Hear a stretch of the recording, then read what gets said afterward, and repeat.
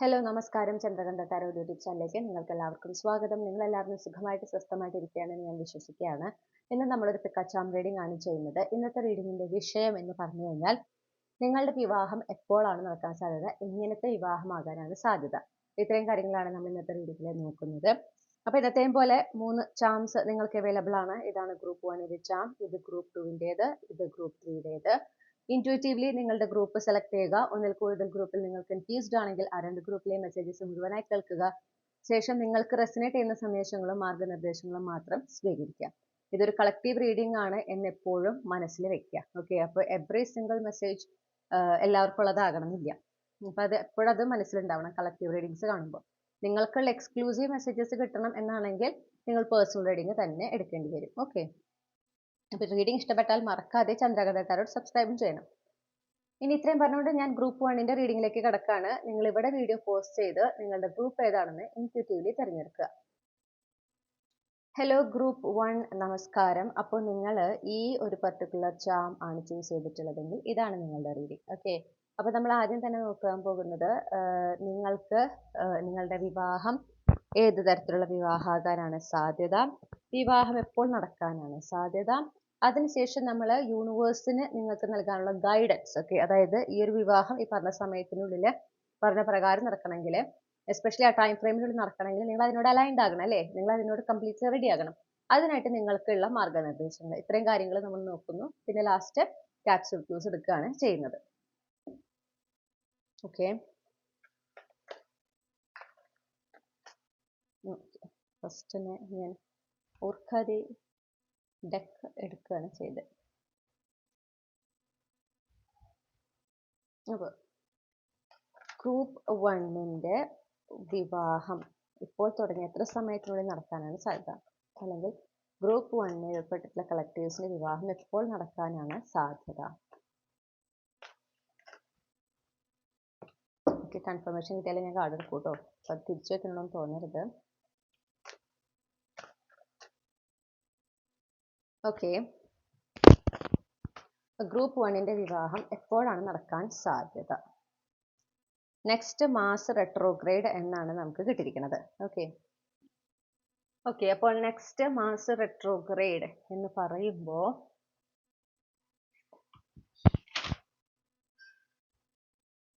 ജാനുവരി 10, 2027 തൊട്ട് ഏപ്രിൽ 1, 2027 സമയം. ഓക്കെ, അപ്പോൾ നിങ്ങളുടെ കറണ്ട് എനർജി വെച്ചിട്ട് നിങ്ങളുടെ വിവാഹം നടക്കാൻ ഏറ്റവും സാധ്യതയുള്ള ഏറ്റവും അനുകൂലമായ സമയമാണിത്. ഓക്കെ, നിങ്ങൾ ആ സമയത്തേക്ക് വിവാഹം നോക്കുന്നുണ്ട്, നിങ്ങൾ അതിനായി തയ്യാറായിട്ട് മാനസികമായി തയ്യാറായിട്ട് അതിനോട് ഓപ്പൺ ആകുമ്പോഴേ ഈ പറഞ്ഞ സമയത്തിൽ നടക്കൂ. നിങ്ങളതൊന്നും നോക്കുന്നില്ല, ഇപ്പോൾ അലയൻസസ് ഒന്നും നോക്കുന്നില്ല, ഒരു തരത്തിലും നിങ്ങൾ അങ്ങനത്തെ റിലേഷൻഷിപ്പ് റെഡി അല്ലെങ്കിൽ അതിന് നേരം വൈകാട്ടോ. അതെപ്പോഴും നിങ്ങൾ മനസ്സിൽ വെക്കുക. ഇതാണ് അനുകൂലമായിട്ടുള്ള സമയം, ഏറ്റവും സാധ്യതയുള്ള സമയം ഇപ്പോഴത്തെ നിങ്ങളുടെ എനർജി വെച്ചിട്ട്. ഓക്കെ, ഒന്നുകൂടെ ഞാൻ ഡേറ്റ് പറഞ്ഞു തരാം. ജാനുവരി 10, 2027 തൊട്ട് ഏപ്രിൽ 1, 2027 വരെയുള്ള സമയം. ഓക്കെ,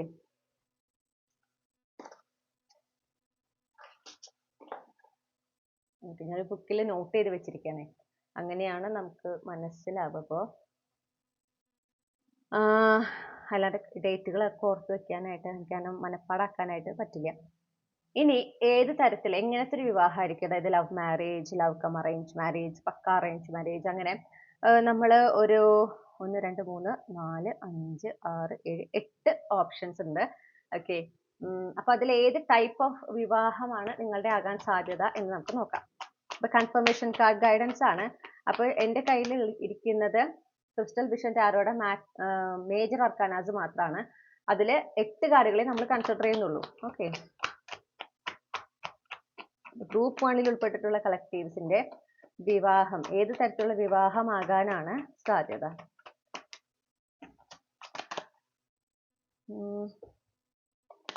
ഓക്കെ, നമ്മൾ കൺസിഡർ ചെയ്യുന്ന cards lovers, strength, hierophant, sun, magician, world, high priestess, empress. ഇതിൽ നിന്ന് വേറെ ഏത് കാർഡ് വന്നാലും നമ്മൾ എന്താ പറയണ്ടേ, കൺസിഡർ ചെയ്യുന്നില്ല.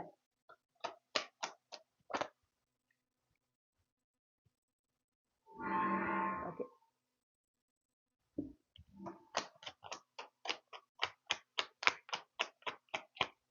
ഗ്രൂപ്പ് 1 ഉൾപ്പെട്ടിട്ടുള്ള കളക്റ്റീവ്സിന്റെ വിവാഹം. ഹൈ പ്രീസ്റ്റസ് ആണ് കിട്ടിയിരിക്കുന്നത്. കുറച്ച് കോംപ്ലിക്കേറ്റഡ് ആയിട്ടുള്ള ഒരു ലവ് മാരേജ് എന്നാണ് കാണുന്നത്. ഫാമിലിയുടെ സപ്പോർട്ട് ഉണ്ടാവാൻ സാധ്യതയില്ലാത്ത ഒരു ലവ് മാരേജ്, ആ ഒരു എനർജിയാണ് കാണുന്നത്. ഓക്കെ, അവ ചിലപ്പോൾ ഒരു കൺവെൻഷണൽ ട്രഡീഷണൽ സ്റ്റൈൽ ഒരു വിവാഹമാകാൻ സാധ്യതയില്ല. അപ്പോൾ അതുകൊണ്ട് തന്നെ എന്താ പറയാ, ആ ഒരു ഫാമിലി സപ്പോർട്ടൊക്കെ ഉണ്ടാവാനും സാധ്യത കുറവാണ്. അത് എപ്പോഴും മനസ്സിൽ വെക്കുക കേട്ടോ. ആ ഒരു എനർജിയാണ് നമുക്ക് കിട്ടുന്നത്.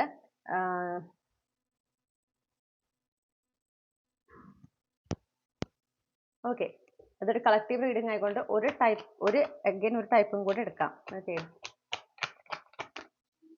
പേഴ്സണൽ റീഡിംഗ് ഒക്കെ നമ്മൾ ജസ്റ്റ് 1 കാർഡ് എടുക്കുള്ളൂ. ലവ് മാരേജ്, നിങ്ങൾക്ക് ലവ് മാരേജ് തന്നെയാണ് നിങ്ങളുടെ കാണുന്നത്. അതിൽ ഈ ഗ്രൂപ്പ് എന്ന് പറഞ്ഞിട്ടുണ്ടെങ്കിൽ നിങ്ങൾ റിലേഷൻഷിപ്പിലാകുന്നു, കുറച്ചധികം സമയത്തിന് റിലേഷൻഷിപ്പിലായിട്ട് പിന്നെ നിങ്ങൾ ഫാമിലിയിൽ പ്രസന്റ് ചെയ്യുന്നു, ഫാമിലിക്ക് ഓക്കെയാണ്, ഫാമിലിയുടെ ബ്ലെസ്സിങ്സോട് കൂടെ നടക്കുന്ന വിവാഹം. അങ്ങനെയാണ് ഒരു കാറ്റഗറി. ഒരു കാറ്റഗറി ഓഫ് പീപ്പിളിന് പ്രണയവിവാഹം തന്നെയാണ്, പക്ഷെ ഫാമിലിയുടെ സപ്പോർട്ട് ഉണ്ടാവില്ല. ഓക്കെ, അങ്ങനെയാണ് കാണുന്നത്. ഇനി നിങ്ങൾ ആഗ്രഹിക്കുന്ന ഈ വിവാഹം നടക്കുന്നതിനും ഈ പറഞ്ഞ സമയത്തിനുള്ളിൽ അല്ലെങ്കിൽ ഈ പറഞ്ഞ സമയത്ത് നിങ്ങളുടെ വിവാഹം ഒരു ഡിലേയും ഇല്ലാതെ നടക്കുന്നതിനും നിങ്ങൾ എന്തൊക്കെയാണ് ചെയ്യേണ്ടത് എന്നതിനെ സംബന്ധിച്ച ഗൈഡൻസ് നമുക്ക് നോക്കാം. ഗ്രൂപ്പ് 1ന്റെ വിവാഹം നടക്കുന്നതിന് അവരെന്തൊക്കെ ആക്ഷൻസ് ആണ് എടുക്കേണ്ടത്, അല്ലെങ്കിൽ അവർക്കുള്ള മാർഗനിർദ്ദേശം എന്താണ്? നിങ്ങൾക്ക് ഈ റിലേഷൻഷിപ്പ് ആസ്പെക്റ്റിലേക്ക് വരുമ്പം എന്താ പറയുക, ഒരുപാട് ചാലഞ്ചസ് നിങ്ങൾ ഫേസ് ചെയ്തിട്ടുള്ളതായിട്ട് കാണുന്നുണ്ട്. നിങ്ങളോട് എന്താ പറയണതെന്ന് വെച്ചിട്ടുണ്ടെങ്കിൽ, ആ ഒരു ചാലഞ്ചസ് നിങ്ങൾ ഓവർകം ചെയ്താണ് നിങ്ങളത് വളരെ എന്താ ധൈര്യത്തോടെ ആത്മവിശ്വാസത്തോടെ ഓവർകം ചെയ്തിട്ടുണ്ടെങ്കിലും അതിനോട് ഇപ്പോഴും കണക്റ്റഡ് ആണ്. അതായത് നിങ്ങൾക്ക് ഇനിയൊരു റിലേഷൻഷിപ്പ് എന്ന് ആലോചിക്കുമ്പോൾ, അല്ലെങ്കിൽ ഇപ്പൊ നിങ്ങൾ ഓൾറെഡി ഒരു റിലേഷൻഷിപ്പിലാണെന്ന് വിചാരിക്കൂ, ചാലഞ്ചസ് കണ്ടതുണ്ട്, അല്ലെങ്കിൽ നിങ്ങളുടെ ചിലപ്പോൾ ലൈഫിൽ പൊതുവെ ഏതൊരു കാര്യം നേടിയെടുക്കുന്നതിനും നിങ്ങൾക്ക് ചാലഞ്ചസ് ഫേസ് ചെയ്തിട്ടുണ്ടായിരിക്കാം. അപ്പൊ നിങ്ങളുടെ ഉള്ളിൽ ഇതിലും ഞാൻ ചാലഞ്ചസ് ഫേസ് ചെയ്യും, ഇതിലും ഞാൻ പ്രശ്നങ്ങൾ ഉണ്ടാവും, അങ്ങനെ എന്താ പറയാ, ആ ചിന്ത വളരെ സ്ട്രോങ് ആയിട്ട് കാണുന്നുണ്ട്. നിങ്ങളോട് എന്താ പറയണെന്ന് വെച്ചാൽ, ഗ്രാറ്റിറ്റ്യൂഡ് പ്രാക്ടീസ് ചെയ്യുക. ലൈഫിൽ നടന്ന നല്ല കാര്യങ്ങളിലേക്ക് നമ്മുടെ ശ്രദ്ധ ഫോക്കസ് ചെയ്യുന്നതിനാണ് പ്രധാനമായിട്ട് നമ്മൾ ഗ്രാറ്റിറ്റ്യൂഡ് പ്രാക്ടീസ് ചെയ്യുന്നത്. ഓക്കെ, നമ്മുടെ ലൈഫിൽ നടക്കുന്ന ബ്ലെസ്സിങ്സ്, നമുക്ക് ലഭിക്കുന്ന ഗുഡ് എക്സ്പീരിയൻസസ്, അതുപോലെ തന്നെ നമുക്ക് ഉണ്ടാകുന്ന നേട്ടങ്ങൾ, വിജയങ്ങൾ, അങ്ങനെ നമ്മുടെ ഫേവറായിട്ട് നടക്കുന്ന കാര്യങ്ങൾ, ഇതിനൊക്കെ നോട്ട് ചെയ്യുന്നതിന്, പ്രത്യേകിച്ച് നമ്മൾ ഈ നെഗറ്റീവ് ആയിട്ടുള്ള കാര്യങ്ങളിൽ ചാലഞ്ചസിൽ കൂടുതൽ ഫോക്കസ് ചെയ്യുന്ന ഒരാളാണെങ്കിൽ അങ്ങനെയുള്ളവർക്ക് ആ ഒരു ഷിഫ്റ്റ് കൊണ്ടുവരുന്നതിനാണ് ഈ ഗ്രാറ്റിറ്റ്യൂഡ് പ്രാക്ടീസും വളരെയധികം ഉപകാരപ്പെടുക. അപ്പൊ നിങ്ങളോട് അതാ പറയണത്, go with the flow first of all. Okay, നിങ്ങൾ ഇപ്പോഴേ തീരുമാനിച്ച് വെക്കണ്ട ഇങ്ങനെയായിരിക്കും പ്രശ്നങ്ങൾ ഉണ്ടാവും അതാണ്. അപ്പൊ ആ പ്രശ്നങ്ങൾ എങ്ങനെ നേരിടണം എന്നുള്ള ബാക്കപ്പ് പ്ലാൻ ഒക്കെയാണ് നിങ്ങൾ ഇപ്പോൾ ഓൾറെഡി ക്രിയേറ്റ് ചെയ്തുകൊണ്ടിരിക്കുന്നത്. എന്തിനാണ് അങ്ങനെ ചിന്തിക്കണേ? നമ്മൾ ചിന്തിക്കുന്നതും നമ്മൾ പറയുന്നതും അത് എത്ര ഫ്രീക്വന്റ് ആയിട്ട് നമ്മൾ ഒരേ കാര്യം ചിന്തിക്കുകയും പറയുകയും ചെയ്യുന്നു, അത് നമ്മുടെ യാഥാർത്ഥ്യമായിട്ട് മാറും. ഓക്കെ, നമ്മുടെ വാക്കുകൾക്കും ചിന്തകൾക്കും അത്രയധികം ശക്തിയുണ്ട്. അത് നമ്മളിൽ പലരും അത് മനസ്സിലാക്കുന്നില്ല. അപ്പോ നിങ്ങളോട് അതാണ് പറയുന്നത്, go with the flow. Life ഇപ്പൊ എങ്ങനെയാണോ ഇപ്പോഴത്തെ മൊമെന്റിലേക്ക് വരാൻ പറഞ്ഞു. നിങ്ങളുടെ ശ്രദ്ധ ഇപ്പോഴത്തെ മൊമെന്റിൽ പിടിച്ചു നിർത്തുക. എന്നിട്ട് ഈ പറഞ്ഞ പോലെ ലൈഫിൽ നിങ്ങൾക്ക് ഫേവറബിൾ ആയിട്ട് നടക്കുന്ന കാര്യങ്ങളെ കുറിച്ചിട്ടൊക്കെ ഒന്ന് അതിലേക്കൊക്കെ ശ്രദ്ധ കൊടുക്കുക. അത് കണ്ടെത്തി യൂണിവേഴ്സിനോട് നന്ദി പറയാം. അതൊരു എന്താ പറയുക, ടാസ്ക് പോലെ, ഡ്യൂട്ടി പോലെ, നിങ്ങളുടെ റെസ്പോൺസിബിലിറ്റി പോലെ നിങ്ങളത് ചെയ്തിരിക്കണം. അതിങ്ങനെ നമ്മൾ ഒരു മാക്സിമം ഒരാഴ്ചയൊക്കെ ആവും നമ്മൾ അതിനെ കോൺഷ്യസ്ലി നമ്മൾ ചെയ്യേണ്ടി വരിക. ഓക്കെ, പിന്നത്തെ ദിവസം തൊട്ട് നമ്മുടെ ബ്രെയിൻ ഓട്ടോമാറ്റിക്കലി ഈ പറഞ്ഞ പോലെ പോസിറ്റീവ് ആയിട്ടുള്ള കാര്യങ്ങളിലേക്ക് ശ്രദ്ധ തിരിക്കാൻ തുടങ്ങും. ഓക്കെ, നമ്മൾ ആ ഒരു റീഅറേഞ്ച്മെന്റ് ആണ് നടത്തുന്നത്.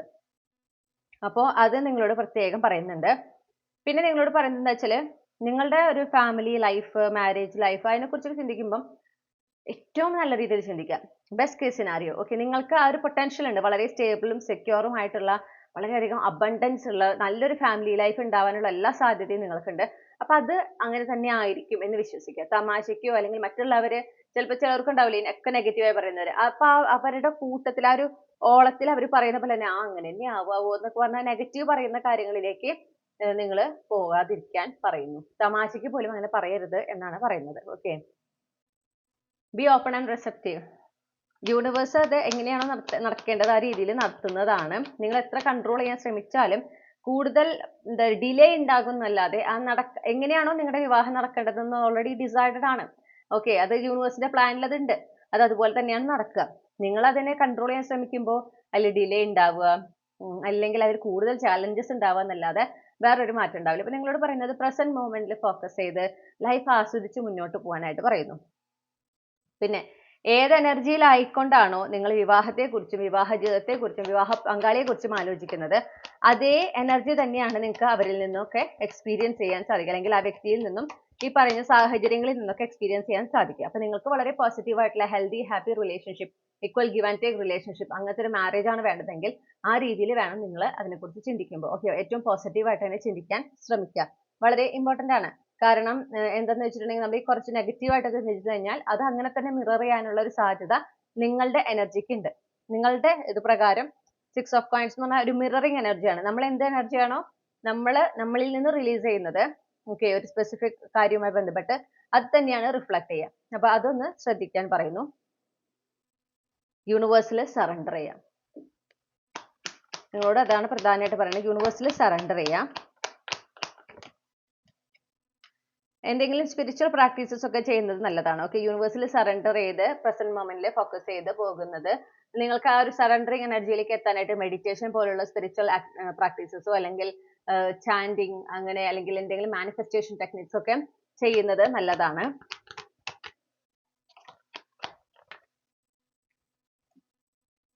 അതുപോലെ തന്നെ നിങ്ങളോട് പറയുന്നുണ്ട് ലൈഫ് എൻജോയ് ചെയ്യുക, സിംഗിൾ ലൈഫ് എൻജോയ് ചെയ്യണം. ഓക്കെ, നിങ്ങളിപ്പോ ഒറ്റയ്ക്കാണ്, ഞാൻ ഒറ്റയ്ക്കാണ്, എനിക്ക് ലൈഫ് ഭയങ്കര ബോറിംഗ് ആണ്, എനിക്ക് ആ ഒരു കൂട്ടില്ല, എൻ്റെ ഫ്രണ്ട്സിനൊക്കെ എന്താ പാർട്ട്ണറായി അവരൊക്കെ അടിച്ചു പൊളിച്ച് നടക്കുന്നു, എൻ്റെ ലൈഫ് മാത്രം ഭയങ്കര ബോറിംഗ്, ഒരു സുഖമില്ല ഒറ്റയ്ക്കായിട്ട്, അങ്ങനത്തെ ചിന്താഗതിയായിട്ട് പോയിട്ടുണ്ടെങ്കിൽ വിവാഹം കഴിഞ്ഞാലും ഇതേ ഡയലോഗ് തന്നെ നിങ്ങൾ പറയും. കാരണം എക്സ്പീരിയൻസസ് അങ്ങനെയായിരിക്കും. ഓക്കെ, അപ്പൊ നമ്മുടെ ലൈഫ് സ്വയം സെലിബ്രേറ്റ് ചെയ്യാൻ പറയും. നിങ്ങളിപ്പോ ഒറ്റയ്ക്കാണ്, ഓക്കെ, അതിന് നല്ല വശങ്ങളുണ്ട് ഇല്ലേ, ആ നല്ല വശങ്ങളിൽ ഫോക്കസ് ചെയ്ത് ലൈഫ് മാക്സിമം എൻജോയ് ചെയ്യാൻ പറയുന്നു. നിങ്ങളോട് അത് നിങ്ങളെ ടേക്ക് കെയർ ചെയ്യാൻ പറയുന്നത്, സെൽഫ് കെയർ ആക്ടിവിറ്റീസിൽ ഫോക്കസ് ചെയ്യാൻ പറയുന്നുണ്ട്. നിങ്ങളെ തന്നെ സെലിബ്രേറ്റ് ചെയ്യാൻ പറയുന്നു. നിങ്ങൾ എങ്ങനെയാണോ നിങ്ങളെ സ്വയം ട്രീറ്റ് ചെയ്യുന്നത്, നിങ്ങളെ സ്വയം സ്നേഹിക്കുന്നത്, കെയർ ചെയ്യുന്നത്, അത് തന്നെയാണ് നിങ്ങളുടെ പങ്കാളി, എസ്പെഷ്യലി നിങ്ങളുടെ പങ്കാളി നിങ്ങളോട് പെരുമാറുന്ന രീതിയായിരിക്കാം. ഓക്കെ, അപ്പൊ നമ്മള് ഏറ്റവും സ്നേഹം കൊടുത്ത് അത്രയും കെയർ ചെയ്ത് നമ്മളെ തന്നെ എന്താ പറയാ ഒരു ക്യൂൻ ട്രീറ്റ്മെന്റ്, പ്രിൻസസ് ട്രീറ്റ്മെന്റ് ഒക്കെ കൊടുത്ത് നമ്മൾ മുന്നോട്ട് പോയിട്ടുണ്ടെങ്കിൽ വരുന്ന ആളും അതുപോലെ തന്നെ നമ്മളെ ട്രീറ്റ് ചെയ്യാം. രണ്ട് വശമുണ്ട്. നമ്മളെ തന്നെ നെഗ്ലക്ട് ചെയ്ത് ഈ പറഞ്ഞ പോലെ നമ്മുടെ കാര്യങ്ങളിലൊന്നും മൈൻഡ് ചെയ്യാതെ ബാക്കിയുള്ളവരുടെ കാര്യങ്ങൾക്ക് ഇമ്പോർട്ടൻസ് കൊടുത്ത് നമ്മളുടെ ഇഷ്ടങ്ങളെയൊക്കെ മാറ്റി വെച്ച് നമ്മൾ ഒരു തരത്തിലും ടേക്ക് കെയർ ചെയ്യാതെ പോയിട്ടുണ്ടെങ്കിൽ വരുന്ന ആളും അങ്ങനെ തന്നെയായിരിക്കും. ഓക്കെ, അപ്പൊ അത് നിങ്ങളോട് ശ്രദ്ധിക്കാൻ പറയുന്നു. പിന്നെ പുതിയ എനർജീസ് ഒക്കെ അൺഎക്സ്പെക്റ്റഡ് ആയിട്ട് നിങ്ങൾ ചില വ്യക്തികളെ കണ്ടുമുട്ടുക, അങ്ങനെ ഒരു എന്താ പറയുക എൻകൗണ്ടർ എനർജീസ് ഒക്കെ കാണുന്നുണ്ട്. നിങ്ങൾ അതിനോട് ഓപ്പൺ അപ്പ് ആവണം എന്ന് പറയുന്നുണ്ട്. നിങ്ങൾക്കൊരു ഗാർഡഡ് എനർജി ഉണ്ട്, അത് പാടില്ല എന്ന് പറയുന്നു. നിങ്ങളോട് ഓപ്പൺ അപ്പ് ആവാൻ പറയുന്നു. അങ്ങനെ പുതിയ ആളുകളൊക്കെ മീറ്റ് ചെയ്യുമ്പോൾ അവരായിട്ട് സംസാരിക്കാൻ, അവരുമായിട്ട് ഒരു എന്താ പറയണ്ടേ ഒരു കോൺവെർസേഷൻ ഒക്കെ ഉണ്ടാവാനായിട്ട് നിങ്ങൾ അനുവദിക്കണം. ഓക്കെ, ഹെൽത്തി ബൗണ്ടറീസ് വേണം, പക്ഷെ ഗാർഡഡ് ആയിട്ടിരിക്കരുത്. അതാണ് നിങ്ങളോട് പറയണത്. പിന്നെ അതുപോലെ നിങ്ങൾക്കൊരു ലാക്ക് ഓഫ് ക്ലാരിറ്റി കാണുന്നുണ്ട്. അതായത് നിങ്ങളുടെ പാർട്ട്ണർ എങ്ങനെയായിരിക്കണം, ഒരു എക്സ്റ്റേണൽ അപ്പിയറൻസ് അല്ല പറയണത്, അവരുടെ പേഴ്സണാലിറ്റി വൈസ്, അവരുടെ ക്യാരക്ടർ വൈസ് അവരെങ്ങനെയായിരിക്കണം, അവരെങ്ങനെയാണ് നിങ്ങൾ ട്രീറ്റ് ചെയ്യേണ്ടത്, അവരുമായിട്ടുള്ള നിങ്ങളുടെ റിലേഷൻഷിപ്പ് എങ്ങനെയായിരിക്കണം, ആ റിലേഷൻഷിപ്പിൽ നിങ്ങൾക്ക് എന്തൊക്കെ എക്സ്പീരിയൻസ് ചെയ്യാൻ ആഗ്രഹിക്കുന്നു, ഈ പറഞ്ഞ കാര്യങ്ങളെ കുറിച്ച് മാക്സിമം ക്ലാരിറ്റി കൊണ്ടുവരുന്നത് നിങ്ങൾക്ക് ഏറ്റവും സക്സസ്ഫുൾ ആയിട്ടുള്ള ഒരു കണക്ഷൻ മാനിഫെസ്റ്റ് ചെയ്യുന്നതിനും നിങ്ങളുടെ ലൈഫിലേക്ക് അട്രാക്ട് ചെയ്യുന്നതിനും നിങ്ങളെ സഹായിക്കും എന്നാണ് നമുക്ക് കാണാൻ സാധിക്കണേ. യൂണിവേഴ്സിനെ ട്രസ്റ്റ് ചെയ്യാനാണ് ഞാൻ കേൾക്കുന്നത്. കാരണം നിങ്ങൾക്ക് ഡെസ്റ്റിനിയിൽ പറഞ്ഞിട്ടുള്ളതാണ് ഈ ഒരു കണക്ഷൻ. ഓക്കെ, നിങ്ങളുടെ ഡെസ്റ്റിനിയിൽ ഉള്ളതാണ്, ഒരു ടേണിംഗ് പോയിന്റ് ആയിരിക്കും എന്ന് പറയുന്നുണ്ട്. അപ്പോ അതെന്തായാലും സംഭവിച്ചിരിക്കും. ഓക്കെ, അത് യൂണിവേഴ്സ് കൃത്യസമയത്ത് ആ ഒരു ഡിവൈൻ ടൈമിംഗ് അനുസരിച്ച് തന്നെയാണ് അത് സംഭവിക്കുക. നിങ്ങൾ എത്ര ധൃതി വെച്ചാലും എത്ര ഡെസ്പറേറ്റ് ആയാലും അതിന് മുന്നേ നടക്കാനായിട്ട് പോകുന്നില്ല.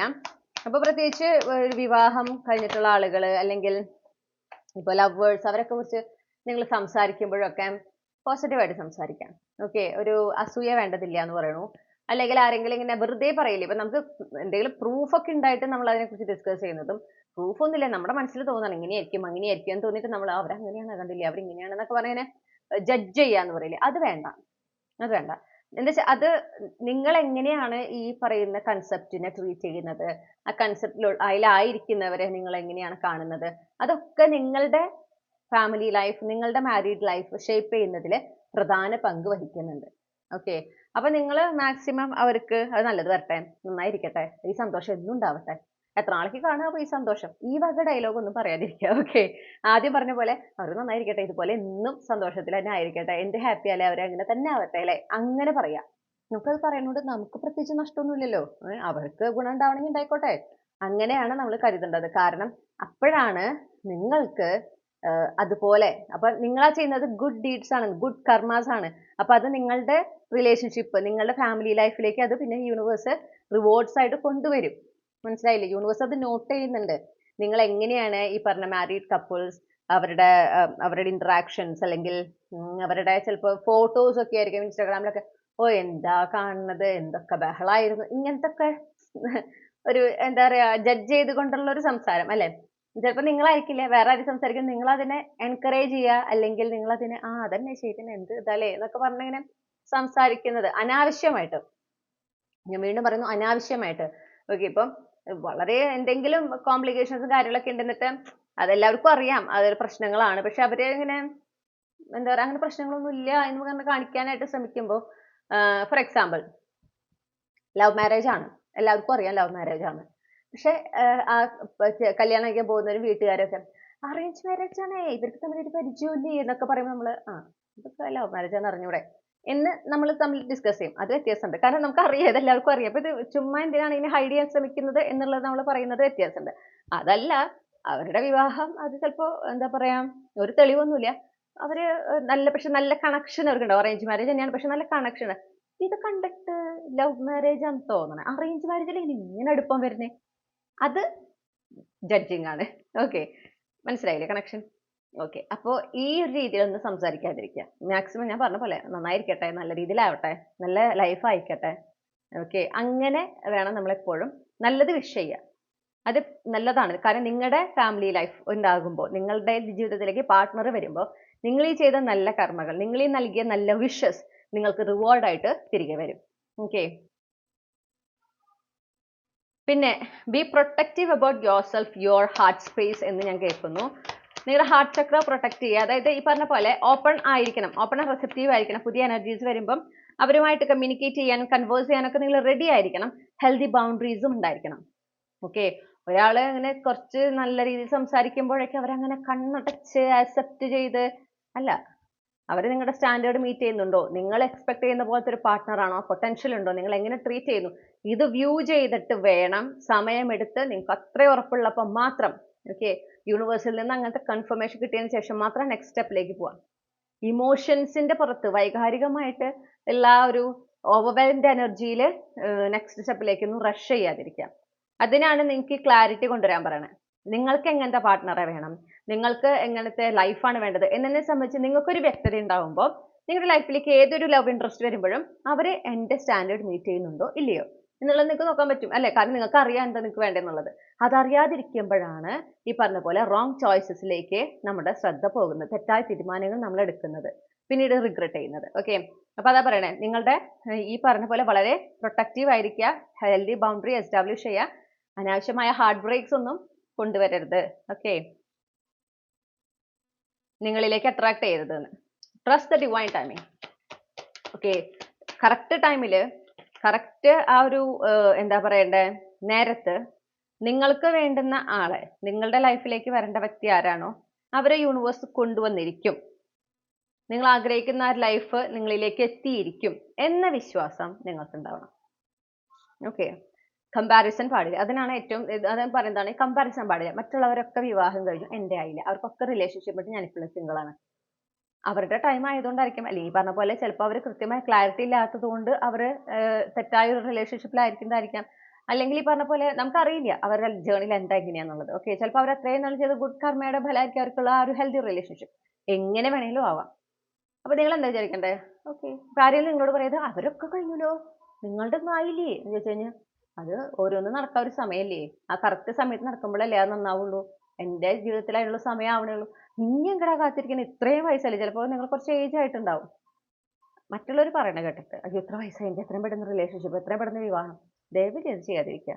നിങ്ങൾ അതിന് തയ്യാറല്ലെങ്കിൽ പിന്നെ നിങ്ങളാണ് അനുഭവിക്കുന്നത്. എന്തിനാണ് അങ്ങനെ നമ്മൾ കഷ്ടപ്പെട്ട് നമ്മളെ തന്നെ വേദനിക്കേണ്ട ഒരു അവസരം ഇതിനെ കൊടുക്കണേ? ഓക്കെ, എത്ര വയസ്സായാലും സൊസൈറ്റി വെക്കുന്ന ഒരു സ്റ്റാൻഡേർഡാണ്. ഇങ്ങനെ വേണം, ഇന്ന വയസ്സിൽ കല്യാണം കഴിക്കണം, ആ വയസ്സിൽ കല്യാണം കഴിക്കുന്നതാണ് ഏറ്റവും നല്ലത്. എപ്പോഴും പറയുന്ന ഒരു ഡയലോഗാണ്. വളരെ ടോക്സിക് ആണ് ഞാൻ പറയും. പെൺകുട്ടികളുടെ ഒരു 20, 23 വയസ്സൊക്കെ ആകുമ്പോഴേക്കും കല്യാണം കഴിഞ്ഞിട്ടുണ്ടാവണം. എന്തിനാണെന്നറിയോ അത് പറയണേ? 25 വയസ്സ് കഴിയുമ്പോൾ സ്ത്രീകളിൽ നല്ലൊരു മാറ്റം വരും. അതുവരെയുള്ള അതുവരെ ഈ 25 ഇയറിന്റെ ഉള്ളിലുള്ള പെൺകുട്ടികളെ പെട്ടെന്ന് അവരുടെ ആ ഒരു മൈൻഡ് സെറ്റിനെ ഇൻഫ്ലുവൻസ് ചെയ്യാൻ പറ്റും. അപ്പോൾ വിവാഹം കഴിക്കുന്ന വ്യക്തിക്ക് അവരുടെ ഇഷ്ടത്തിന് ഇവരെ മാറ്റിയെടുക്കാൻ പറ്റും. അപ്പോൾ അവരുടെ വ്യൂ പോയിന്റ്സ് തന്നെ ഈ പെൺകുട്ടികളുടെ വ്യൂ പോയിന്റ്സ് ആയിട്ട് വരും. അവർ പറയുന്നതൊക്കെ സത്യമാണ്, അങ്ങനെയാണ് വിശ്വസിക്കാൻ, അതങ്ങനെ ബ്രെയിൻ വാഷ് ചെയ്തെടുക്കുക, പ്രോഗ്രാം ചെയ്ത് അവരെ മാറ്റാനായിട്ട് സാധിക്കും. 25 വയസ്സ് കഴിയുമ്പോൾ ലൈഫിനെ കുറിച്ച് ബോധ്യം ഉണ്ടാവുന്നു. എന്താണ് എനിക്ക് വേണ്ടത്, എന്താണ് എന്നെ സന്തോഷവതിയാക്കുന്നത്, എനിക്ക് എന്താണ് ട്രൂലി ഞാൻ ഫുൾഫിൽഡ് ആകുക, എന്താണ് ഹെൽത്തി ആയിട്ടുള്ള റിലേഷൻ, എന്താണ് ടോക്സിക് ആയിട്ടുള്ള റിലേഷൻ, ഹെൽത്തി ആയിട്ടുള്ള പാർട്ട്ണർ എങ്ങനെയായിരിക്കും, ടോക്സിക് ആയിട്ടുള്ള പാർട്ട്ണർ എങ്ങനെയായിരിക്കും, റെഡ് ഫ്ലാഗ്സ് എന്താണ്, ഇതിനെക്കുറിച്ചൊക്കെ ഉള്ള ക്ലാരിറ്റി ഈ 25 ഇയേഴ്സ് ശേഷമാണ് ഇങ്ങനെ വന്നു തുടങ്ങുക. അപ്പൊ ഈ വയസ്സ് കൂടും തോറും ഈ ക്ലാരിറ്റികൾ കൂടും, സ്റ്റാൻഡേർഡ് കൂടും. അപ്പൊ മിക്കതും ഓപ്പോസിറ്റ് നിൽക്കുന്ന ആൾ അതിനനുസരിച്ച് എഫേർട്ട് എടുക്കണം അല്ലേ, ആ സ്റ്റാൻഡേർഡ് മീറ്റ് ചെയ്യണമെങ്കിൽ. അപ്പോൾ അത് പറ്റില്ല. ഓക്കെ, ഞാൻ ഫെമിനിസം പറയാല്ല, പക്ഷെ ഞാൻ അനുഭവത്തിലൂടെ പറയുന്ന കാര്യമാണ്.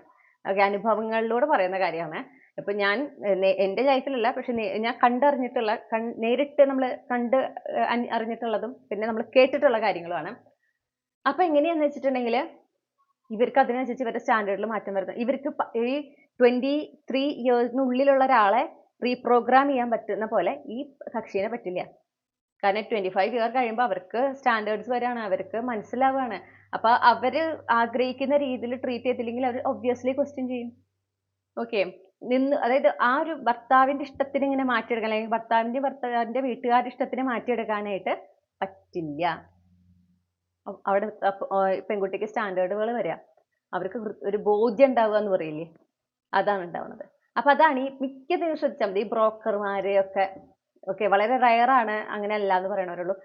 ഒരു ഇത്രയും വയസ്സൊന്നും പാടില്ല, 25 വയസ്സിന് ഒട്ടും കൂടാൻ പാടില്ല, അതെന്താ സംഭവം, മനസ്സിലായില്ലേ? അപ്പോ അത് കേട്ടിട്ട് എനിക്ക് ഇത്ര വയസ്സായല്ലോ, എന്റെ കല്യാണം കഴിഞ്ഞില്ലല്ലോ, പേടിക്കേണ്ട ആവശ്യമില്ല. നിങ്ങൾ റൈറ്റ് ട്രാക്കിലാണ്, നിങ്ങൾ ഒരു ഹെൽത്തി റിലേഷൻഷിപ്പാണ് അട്രാക്ട് ചെയ്യാൻ പോകുന്നത്. അത് മനസ്സിലാക്കുക. ഓക്കെ, അതന്നെയാണ് ലാസ്റ്റത്തെ കാർഡും പറയണത്. അനാവശ്യ ചിന്തകൾ വേണ്ട, കറക്റ്റ് ടൈമിൽ അത് നടക്കും. Perfect time. നിങ്ങളുടെ ലൈഫിൽ എപ്പോഴാണോ നിങ്ങൾക്ക് വിവാഹം നടക്കുമ്പോൾ നിങ്ങളത് ഏറ്റവും കൂടുതൽ എൻജോയ് ചെയ്യുന്നത്, ആ സമയത്താണ് യൂണിവേഴ്സ് അത് നടത്തുക. അപ്പൊ നടക്കുമ്പോഴാണ് everything falls into place എന്ന് പറയില്ലേ, എല്ലാം ഇങ്ങനെ കറക്റ്റായി സംഭവിക്കുക നമ്മൾ പറയില്ലേ, അത് ഉണ്ടാവുക, അത് നിങ്ങൾക്ക് എക്സ്പീരിയൻസ് ചെയ്യാൻ പറ്റാം. അപ്പൊ അത് ഒന്ന് മനസ്സിൽ വെക്കാം. ഇവിടെ ഡിസിഷൻ നിങ്ങൾ തന്നെയാണ് എടുക്കേണ്ടത്. ഓക്കെ, ഡിസിഷൻ നിങ്ങളുടെ കയ്യിലാണ്. You have the options. Decide ചെയ്യുക. നിങ്ങൾ നിങ്ങളിൽ ഫോക്കസ് ചെയ്യുക, നിങ്ങളെ സ്നേഹിച്ച് നിങ്ങളുടെ ലൈഫ് എൻജോയ് ചെയ്ത് അങ്ങനെ പ്രസന്റ് മൊമെന്റിൽ തന്നെ റൂട്ടഡ് ആയിക്കൊണ്ട് മുന്നോട്ട് പോവാം. ബാക്കിയെല്ലാം യൂണിവേഴ്സ് ഹാൻഡിൽ ചെയ്യും. കൃത്യസമയത്ത് തന്നെ ആ കാര്യങ്ങളൊക്കെ നടക്കും. ഫാമിലി പറയും, ഓക്കെ, ഒബ്വിയസ്ലി ഫാമിലി പറയും, എന്താ വിവാഹം നടക്കണ്ടേ, നേരത്തെ കണ്ട്, ഞങ്ങൾക്കും ഇങ്ങനെ വേണ്ടേ, ഞങ്ങൾക്കും പേരക്കുട്ടികളൊക്കെ കൊഞ്ചിക്കണം, അങ്ങനെ ഇങ്ങനെ പറഞ്ഞ് മനസ്സിലാക്കുക. ഞാൻ ഇതിന് തയ്യാറല്ല, നിങ്ങൾക്ക് പേരക്കുട്ടികളെ കൊഞ്ചിക്കണം എന്ന് പറഞ്ഞാൽ എനിക്ക് താല്പര്യമില്ലാത്തൊരു കാര്യത്തിലേക്ക് ഞാൻ കടന്ന് ചെല്ലണോ എന്ന് ചോദിക്കാം. ഓക്കെ, അത്രയും സ്നേഹമുള്ള പാരൻസ് ആകുമ്പോൾ ഒന്ന് ചിന്തിക്കും, പറയുന്നത് ശരിയല്ലേ എന്നുള്ളത്. മനസ്സിലായോ? അപ്പോ ഇതാണ് നിങ്ങൾക്കുള്ള ഗൈഡൻസ്. അപ്പൊ ഇനി നമ്മൾ ക്യാപ്സ്യൂൾ ക്ലൂസ് ആണ് എടുക്കുന്നത്. ഗ്രൂപ്പ് 1 ഉൾപ്പെട്ടിട്ടുള്ള കളക്ടീവ്സിന് യൂണിവേഴ്സ് നൽകാൻ ആഗ്രഹിക്കുന്ന ക്യാപ്സ്യൂൾ ക്ലൂസ്. ഇത് നിങ്ങളെ ചുറ്റിപ്പറ്റിയായതുകൊണ്ട് ഓക്കെ, നിങ്ങളെ സംബന്ധിച്ചിട്ടുള്ള ക്ലൂസ് ആയിരിക്കും കേട്ടോ. ടൈം ഫ്രെയിം ഒക്കെ നമ്മൾ എടുത്തു കഴിഞ്ഞല്ലോ, പിന്നെ ടൈം ഫ്രെയിമും കാര്യങ്ങളൊന്നും നമുക്ക് നോക്കേണ്ട ആവശ്യമില്ല. ഡേറ്റ്സ് വേണമെങ്കിൽ ഒന്ന് കുറിച്ച് വെച്ചോളൂ. ഒരു പക്ഷേ മാരേജ് ഡേറ്റ് ഇതിൽ വരുന്ന ഡേറ്റ്സ് ഏതെങ്കിലും ആവാം. ഡേറ്റ്സ് കിട്ടുകയാണെങ്കിൽ കേട്ടോ, തീയതികൾ കിട്ടുകയാണെങ്കിൽ അതിലേതെങ്കിലും ഒന്നാകാം.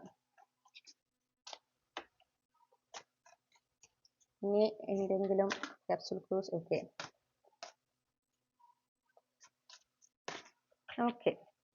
അപ്പൊ ഞാൻ ഈ ക്ലൂസ് എല്ലാം അറേഞ്ച് ചെയ്തിട്ട് തിരികെ വരാം. ഓക്കെ, അപ്പൊ നമുക്ക് കിട്ടിയിട്ടുള്ള ലെറ്റേഴ്സ് ഞാൻ വെക്കാം, അക്ഷരങ്ങൾ വെക്കാം. ഇതിൽ നിങ്ങളുടെ first name, middle name, last name, ഇനീഷ്യൽസോ നിങ്ങളുടെ പേരിലുള്ള അക്ഷരങ്ങൾ ഉണ്ടാവാം. നമുക്ക് അതിന് ചില്ലക്ഷരം ഇൾ ആണ് കിട്ടിയിട്ടുള്ളത്. പിന്നെ യ, ശ, ശ,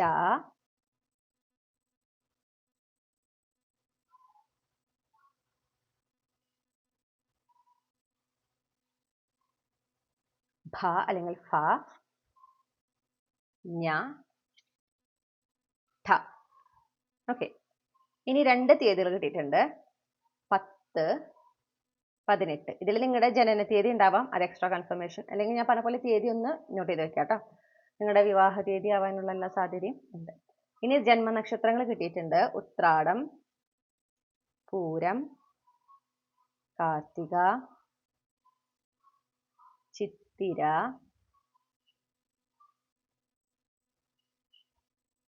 ആയില്യം. ഓക്കെ, പിന്നെ നമുക്ക് 2 രാശികൾ കിട്ടിയിട്ടുണ്ട്, സോഡിയാക് സൈൻസ്. ഓക്കെ, അപ്പോൾ ഇതിലേതെങ്കിലും ഒന്ന് നിങ്ങളുടെ രാശിയാവാനും സാധ്യതയുണ്ട്. ധനുരാശി, മീനം രാശി.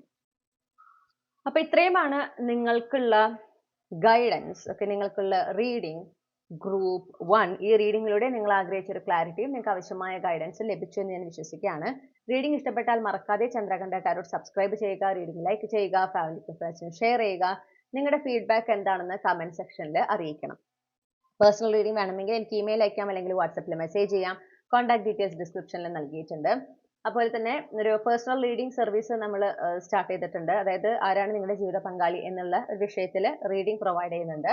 അപ്പൊ എന്തൊക്കെയാണ് ആ റീഡിംഗിൽ നിങ്ങൾക്ക് ലഭിക്കാൻ പോകുന്ന വിവരങ്ങൾ എന്നതിനെ സംബന്ധിച്ച് അറിയുന്നതിനൊക്കെ ഞാൻ നൽകിയിരിക്കുന്ന കോൺടാക്ട് ഡീറ്റെയിൽസിൽ നിങ്ങൾക്ക് കോൺടാക്ട് ചെയ്താൽ കംപ്ലീറ്റ് ഡീറ്റെയിൽസ് ഞാൻ സെൻഡ് ചെയ്യുന്നതാണ്. അപ്പൊ താല്പര്യം ഉണ്ടെങ്കിൽ നിങ്ങൾക്ക് റീഡിംഗ് ബുക്ക് ചെയ്യാം. ഓക്കെ, മറ്റൊരു റീഡിംഗിലൂടെ നമ്മൾ വീണ്ടും കണ്ടുമുട്ടും എന്ന പ്രതീക്ഷയോടെ ഞാൻ ഈ റീഡിംഗ് അവസാനിപ്പിക്കുന്നു. നിങ്ങൾക്ക് എല്ലാ നന്മകളും നേർന്നുകൊണ്ട് നിർത്തുകയാണ്. Thank you.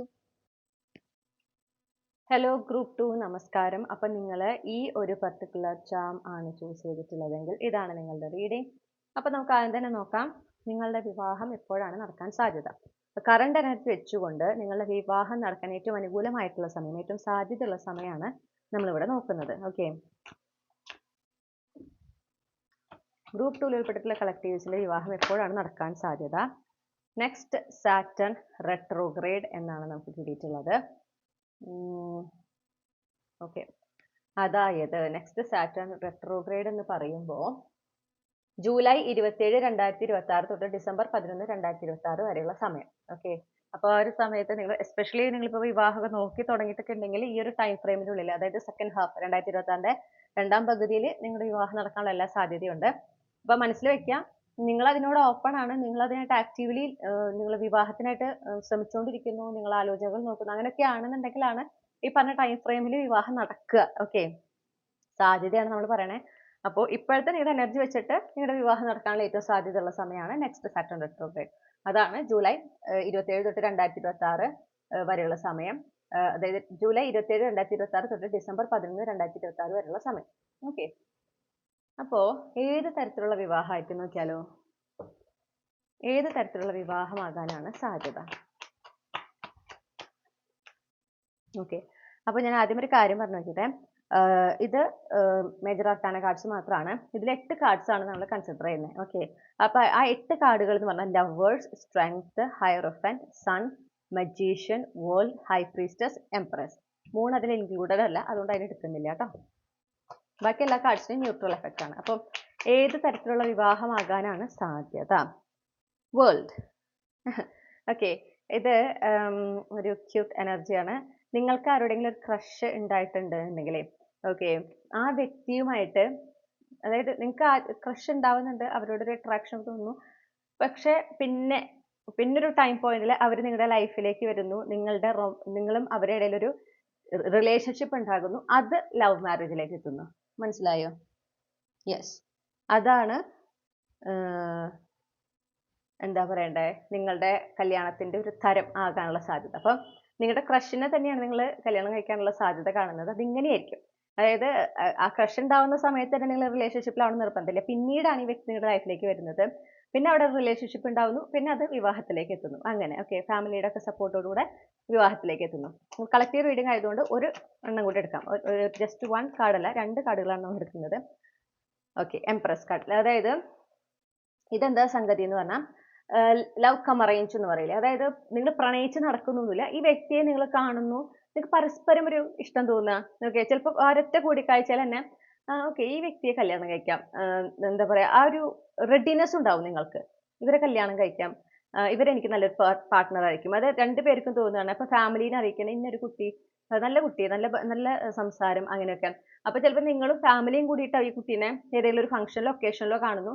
അപ്പോൾ ആ ഒരു ഇന്ററാക്ഷൻ ഒക്കെ നിങ്ങൾക്ക് ഇഷ്ടപ്പെടുന്നു, ഫാമിലിക്ക് ഇഷ്ടപ്പെടുന്നു. എന്നിട്ട് ഫാമിലി ഇവരെ അന്വേഷിക്കുകയാണ് ഈ കുട്ടിയുടെ കല്യാണം കഴിഞ്ഞതാണോ, കല്യാണം നോക്കുന്നുണ്ടോ, അങ്ങനെ. എന്നിട്ട് അത് കല്യാണത്തിലേക്ക് എത്തുന്ന ഒരു കണക്ഷൻ. അതാണ് ലവ് കം അറേഞ്ച് എന്നുകൊണ്ട് ഞാൻ ഉദ്ദേശിക്കുന്നത് കേട്ടോ. അപ്പൊ ഈ രണ്ട് ടൈപ്പ് ഓഫ് ഇതിലേതെങ്കിലും ഒരു തരത്തിലായിരിക്കും നിങ്ങളുടെ വിവാഹം.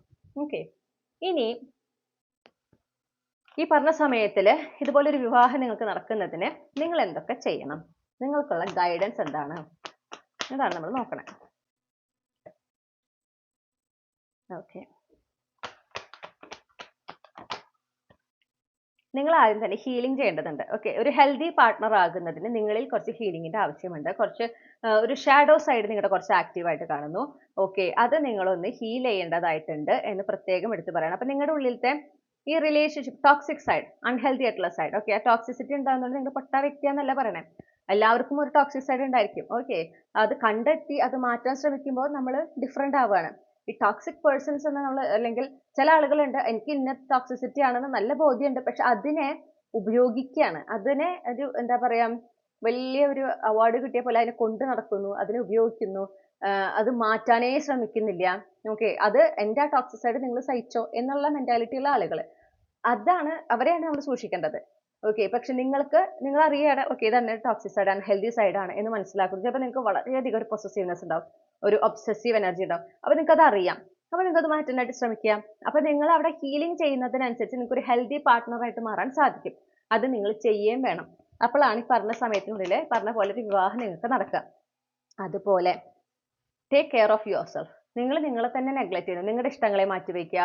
ഓക്കെ. നിങ്ങൾക്ക് ഇപ്പോൾ എന്തെങ്കിലും skin care, hair care routine ഒക്കെ ഉണ്ടെങ്കിൽ അത് ബാക്കി എന്തെങ്കിലും കാര്യം വരുമ്പോൾ അതാണ് ആദ്യം മാറ്റി വെക്കുന്നത്. അതായത് അതിന് ലീസ്റ്റ് ഇമ്പോർട്ടൻസ് ആ കൊടുത്തിരിക്കണം.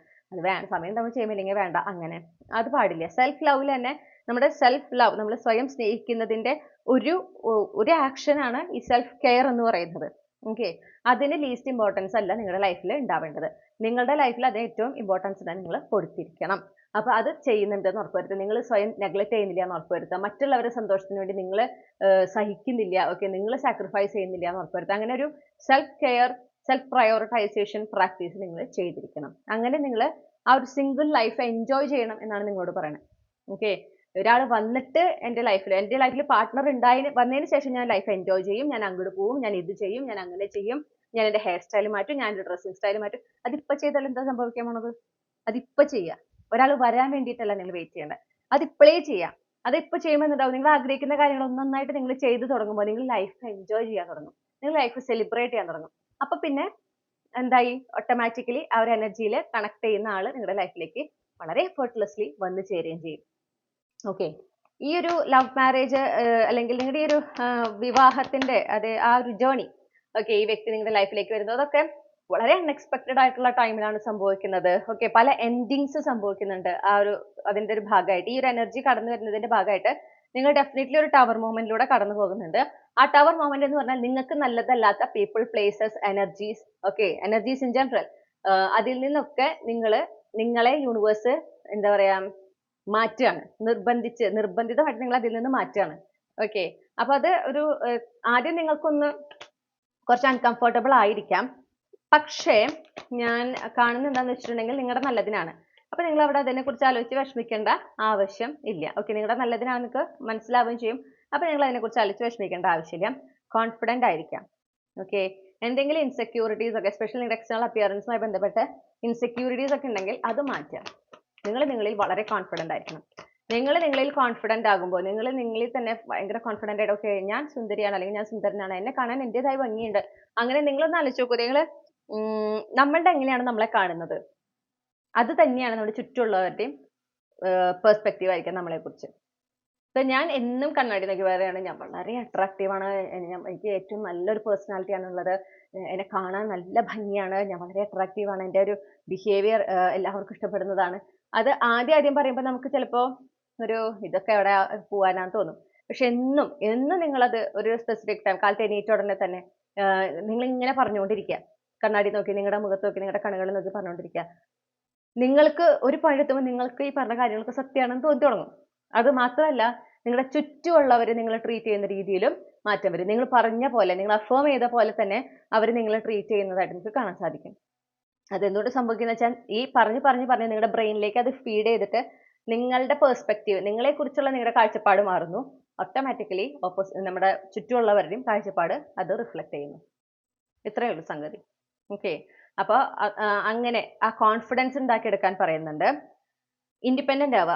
കോ ഡിപ്പെൻഡൻസി ഞാൻ കാണുന്നുണ്ട്, അത് പാടില്ല എന്ന് പറയണു. അതായത് ഏതിനൊരാൾ എനിക്ക് വേണം, അങ്ങനെ ഇപ്പോൾ സന്തോഷിക്കാൻ ഒരാൾ വേണം, ലൈഫ് എൻജോയ് ചെയ്യാൻ എനിക്ക് ഒരാൾ വേണം, ട്രിപ്പ് പോകാൻ ഒരാൾ വേണം, പാടില്ല.